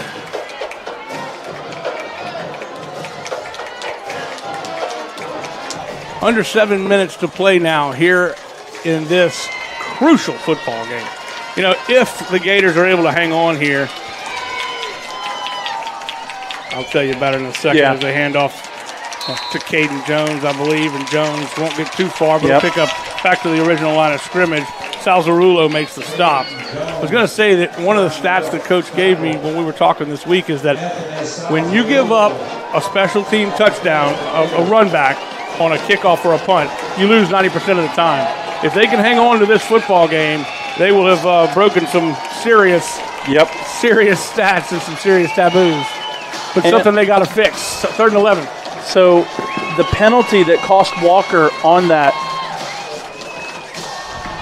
Dropping back is Thomas again. He's switched out in the second half, and he will get pounded by, I believe, Gavin Hebert.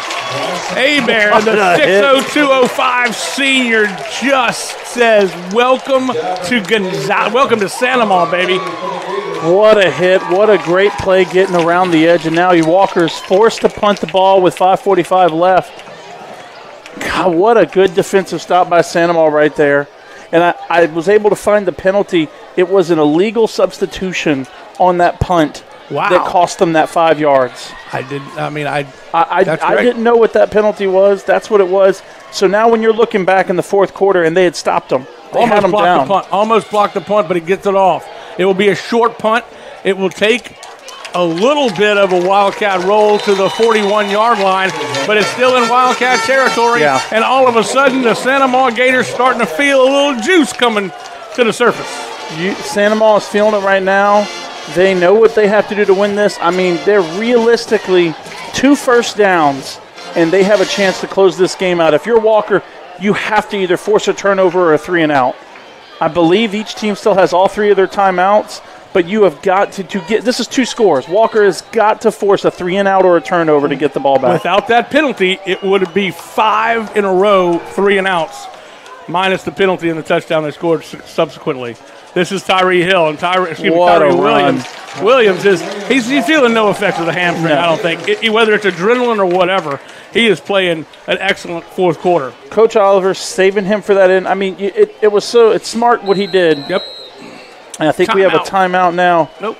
Well, we do, but it's on the field. It's not it's an official timeout. It looks like they're moving 57. Yeah, that's Austin Baxter, the guy that's one of our keys for the game, and he has done a phenomenal job up there today. But he will come off limping a little bit, maybe a cramp. So you run Jordan Hickerson the whole first half, most of the third quarter, and you save. If you know Tyree's on a pitch count, you know he's on a play count, you save him for the 10 plays, the 15 plays that matter the most. Well, when do those plays matter the most? They matter in the fourth quarter in the red zone, which is where we've seen him. And he's coming out here now, and look at the job he's done. I mean, he gained 7 yards on that. It'll be a delayed handoff, and this will be Tyree Williams again. And Williams he's close. He got the first down by a half a yard. And I think. I don't know. I got to see what the SFAR official is the one who's going to signal it. Right. Yep, first down. He spotted it right at the 30, and the stick was just ahead of the 30. So now, I mean, if you're Walker, you've got to look at using your timeouts. I mean, if they don't get a stop on this down right here, that's tough because you got 4 minutes left to go get those scores. It's first down and not fourth down, as the sticks say. Y'all can't see that on television, so don't worry about it. Handoff to Tyree Williams. Williams patient that time, letting his blockers try to get ahead of him, but they don't quite get there, and he is swarmed by the Wildcats.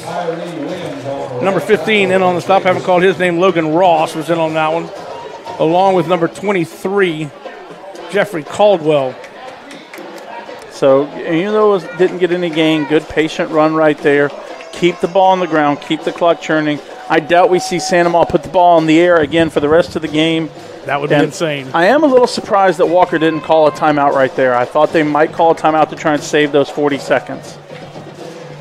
Wow. Back. He does put it up in the air. He's going for the win. He's got it. Touchdown! Off his fingertips. He makes the grab, and it is a touchdown. Unbelievable catch on the fingertips of Elliser. Watch this replay. He was hit when he threw it. All with concentration right into the corner. I wish we had a pylon cam for that one. So great play call right there. Got him with the play action, and you could go back in the replay, and you could even see it. The linebackers, everyone paused, looking in the backfield, was able to get the ball over the top. Watch this play action. Everyone pauses. Right. Everyone looks in the backfield. Goes over the top. He's got 5 yards of separation. Great pass, great catch. What a job by Babin. What a job. Because Walker, they're going to, a bad snap, and they have to throw it, and it gets away from him, and that'll do it. But everybody in the stadium said there's no way Coach David Oliver is going to throw that football. And, of course, you know who his offensive coordinator is, and that is, of course, Seth Babin, who made that call, and a great call it was, and very effective. As the extra point is no good, but it is 33-18 with 3:18 to go here in the ball game. We'll keep it right here. And, wow, this has just been an exciting football game with some interesting twists and turns from start to finish. Yeah, and it's one of those games where when you look at the score, especially at the end of this, if it ended right now, 33-18, you're like, oh, Santa Maria won by 2 scores. That score does not indicate how this game was. No, you're right. That play right there was an incredible play call from Seth, trusting his son Cooper Babin to make that throw. And like you said, I thought he was not going to run it. But there was a chance, man, if I just run this play action, and it did. It sucked the entire defense in. Yep. But it had to be a perfect pass, and it was. It was a perfect pass. But the fingertip catch by Quentin Elliser while he was going down, and to control that football takes a lot of concentration, and I hand it to everybody that was on the field for that play. Just great job all around right there. And we've talked about it in this half. Santa Maria has very much struggled to move the football. Yes. And right there, they said, we're going to save Tyree Williams for the last few drives. And look at what he was able to do. And now the defense, after seeing Tyree several times, that one play action, able to get a huge gain. Roller Squibbs picked up, and he is leveled. All of a sudden, the special team says they're not getting past us. I don't care what we got to do. But he is leveled, and we hope he's okay because he got hit pretty hard. Let's watch it here. It'll go to the up man. He kind of, and then boom. That's who it is. Oh, my gosh. I think it was 17. I thought it was Evan Williams. Was it? I don't know. Oh, no, that made the hit. I think it was 17 who made the return. Yeah. Evan Williams is the one that laid him out. on the hit, and he is slow to get up. I mean, he had his bell rung right there. Yeah, he did. Let's take a quick break. We'll be back right after this. You're watching the Rev Game of the Week.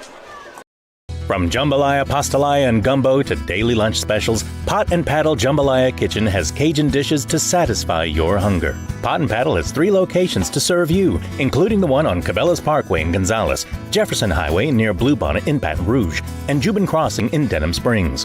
You can dine in, carry out, or let them do the catering for an office get-together or tailgating at the big game. And don't forget about their delicious daily lunch specials. You can check out their specials and more on the web at Pot and For the Wildcats, now it's time to be the flying Wildcats because they've got to put it in the air. Yeah, I mean, this takes your best player out of the game in terms of handing him the ball. Now you got to figure out how do I get him the ball in space.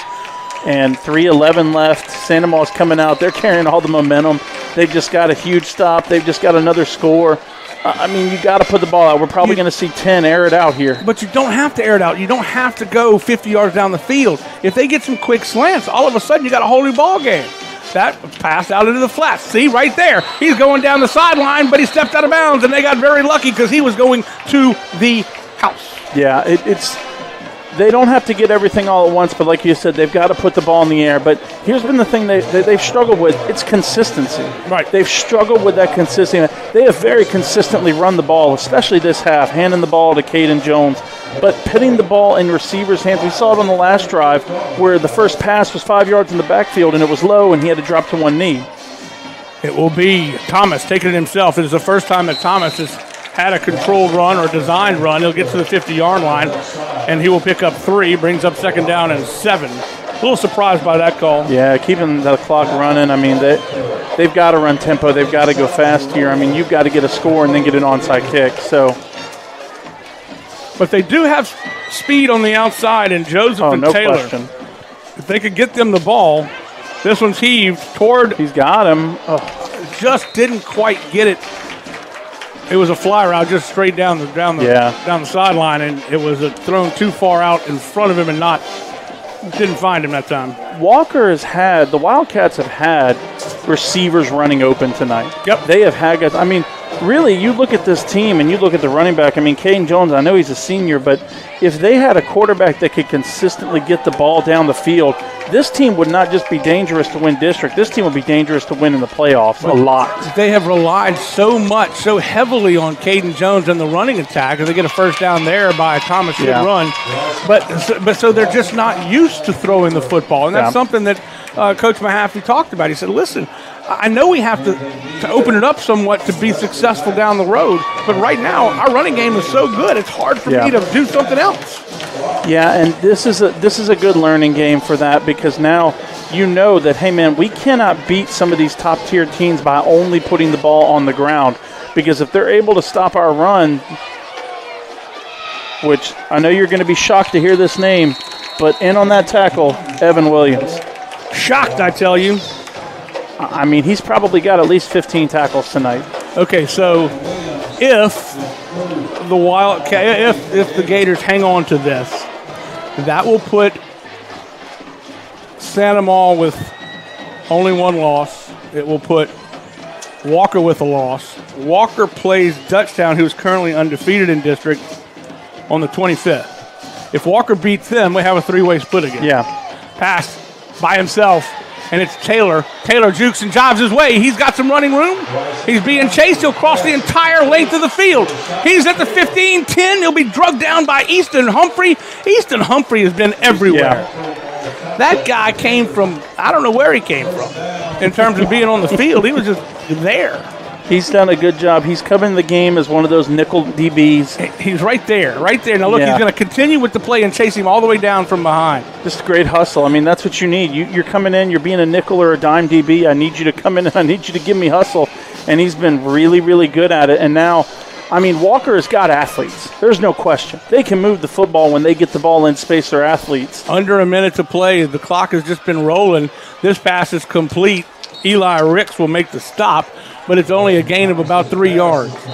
Now they'll finally call a timeout with 43 seconds left to go here in the ball game, but I sure thought they would have called a timeout a little earlier. Yeah, I don't they ran really off know. a lot of time when they put the ball down and they set it for the first down. The clock continued to roll. Yeah, I don't know why. I mean, especially with 3 minutes left, I don't know why timeouts weren't starting to get called, but with 40 seconds left, I mean, here, if they can get a quick score, like the next play, if they can score, take off about 3 seconds, they have a chance with an onside kick. Sure. And as we talked about, it's not a question of if Walker can score. They can score. If you just saw it, how 2 plays straight that they got the ball into their athletes' hands, and they had a 40-yard game where he just ran out of bounds, or they had a 30-yard game where he ran across the whole field. Walker has got the players out there to do this.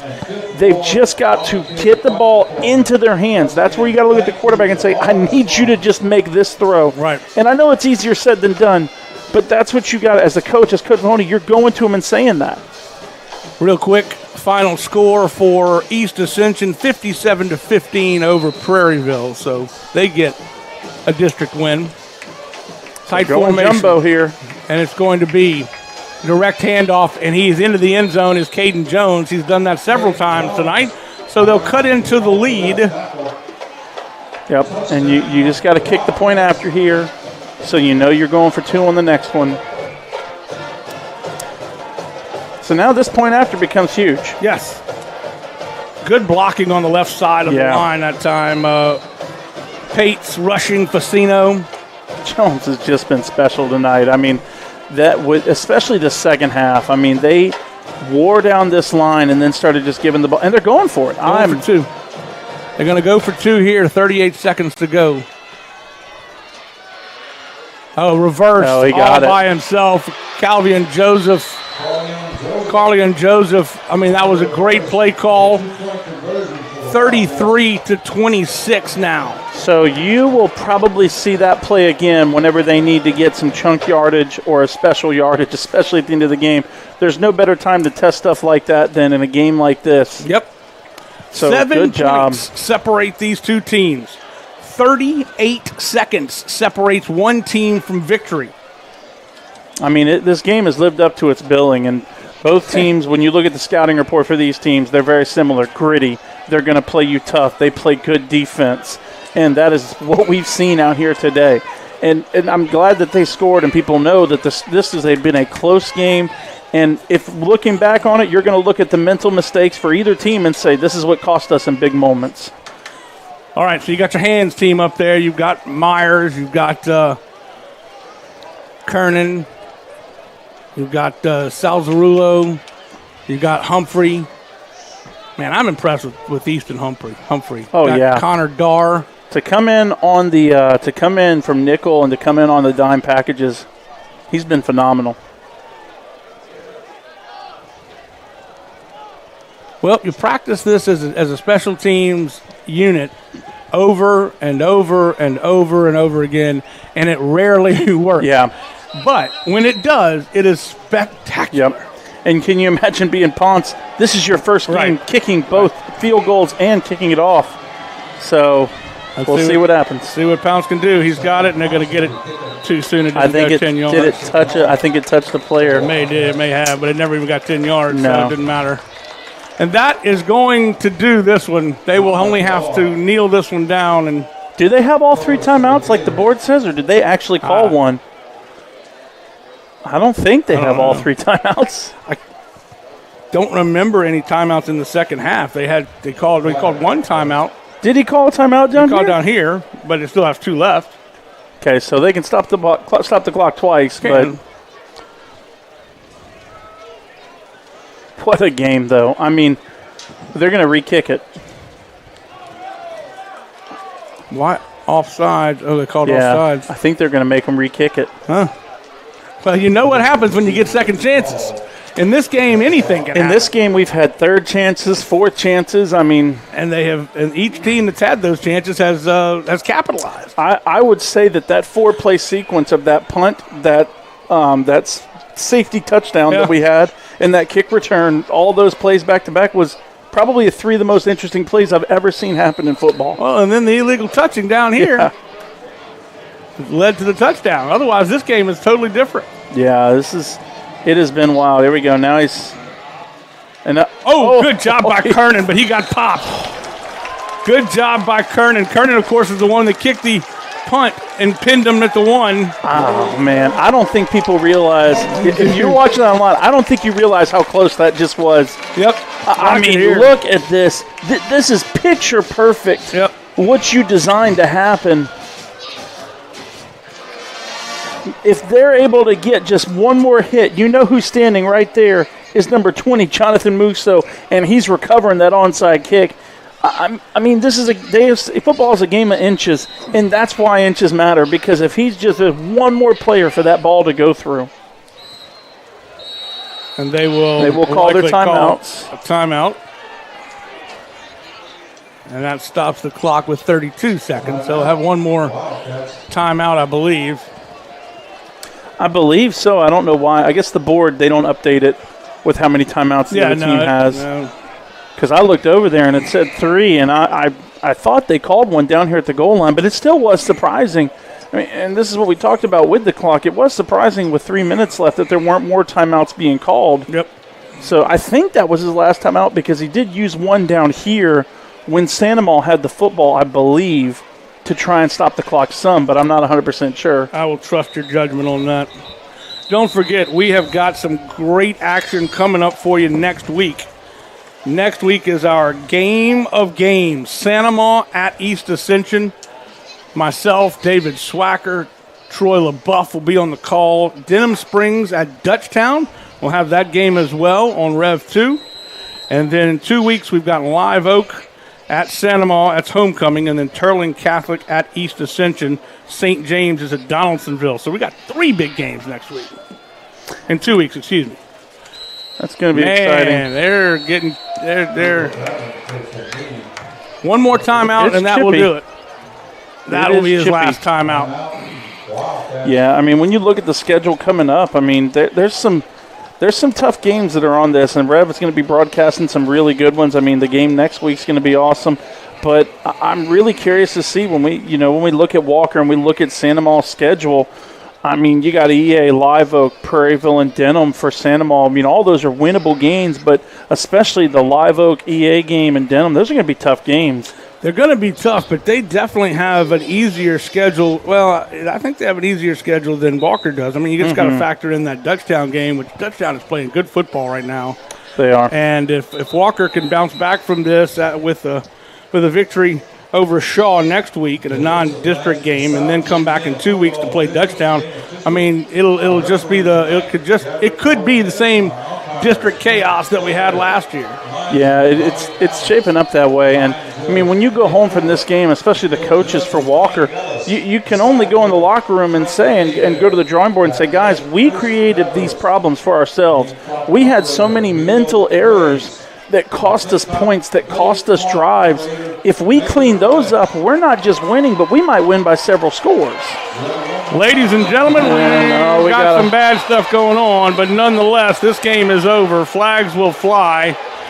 We are going to take a break. They'll sort this out. We're hopefully going to have our alma maters in just a minute as the clock winds down. Well, they stopped the clock. Hang on. Let's just hold it here for just a second.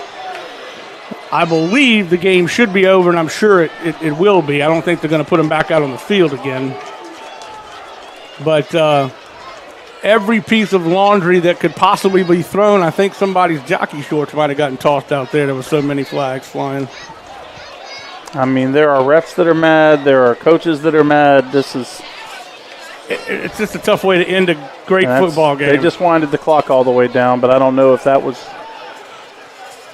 I am certain that this is the end of the football game. I don't know if they'll shake hands or not. I hope they will, because it should be They're lining them up the way it should be done. Coach Oliver just told it. Look, Coach Oliver's letting his team know right now, this is not who we are. You will line up and you will do this right. But nonetheless, the Santa Maria Gators come back after a tough loss to Dutchtown, and they win this football game in decisive fashion, 33-26. We're going to take a break. We'll come back. It'll be alma mater time. Don't go anywhere, folks. You are watching the Rev Game of the Week. The final score, 33-26. The Santa Maria Gators win this. Game time. That's right. Get ready to rev up. Raise the bar. Go from 0 to 100. That's why Rev is bringing the speed. Buku speed. High-powered internet speed that tackles every upload, download, and stream. With the most reliable network born right here in Louisiana. All backed by homegrown support. It's time to experience the power of Buku speed. Make the switch to Rev. Visit us at letsrev.com. Chris's Specialty Foods has you covered for tailgating this season. We do all the prep work so you can spend time enjoying your family and friends. Steaks, burgers, sausage, chicken, wild game, and many other great pork options. Our central location is now open on Wax Road behind the Walmart. And the new Highland location serves hot lunches and has a meeting space for your work team. New Orleans and Millerville are rocking as well. It's fast, affordable, and delicious. It's Chris's Specialty Foods. Everybody loves Chris's. BT Chapman and AJ Pickett with Advantage Therapy are honored and excited to team up with Santa Maria High School Athletics. At Advantage Therapy, we are dedicated to helping our patients regain the highest possible functional status through one-on-one patient care.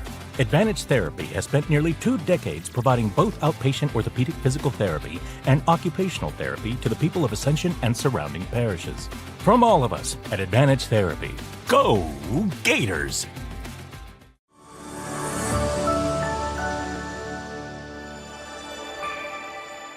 Mark your calendars for the first annual City of Gonzales Fall Fest. Join us on Sunday, October 27th at the Price of Law Pace Center from noon to 4 p.m. Enjoy a fantastic range of free fall activities and be entertained by the soulful sounds of Jamel Richardson. It's an event full of fun and music that you won't want to miss.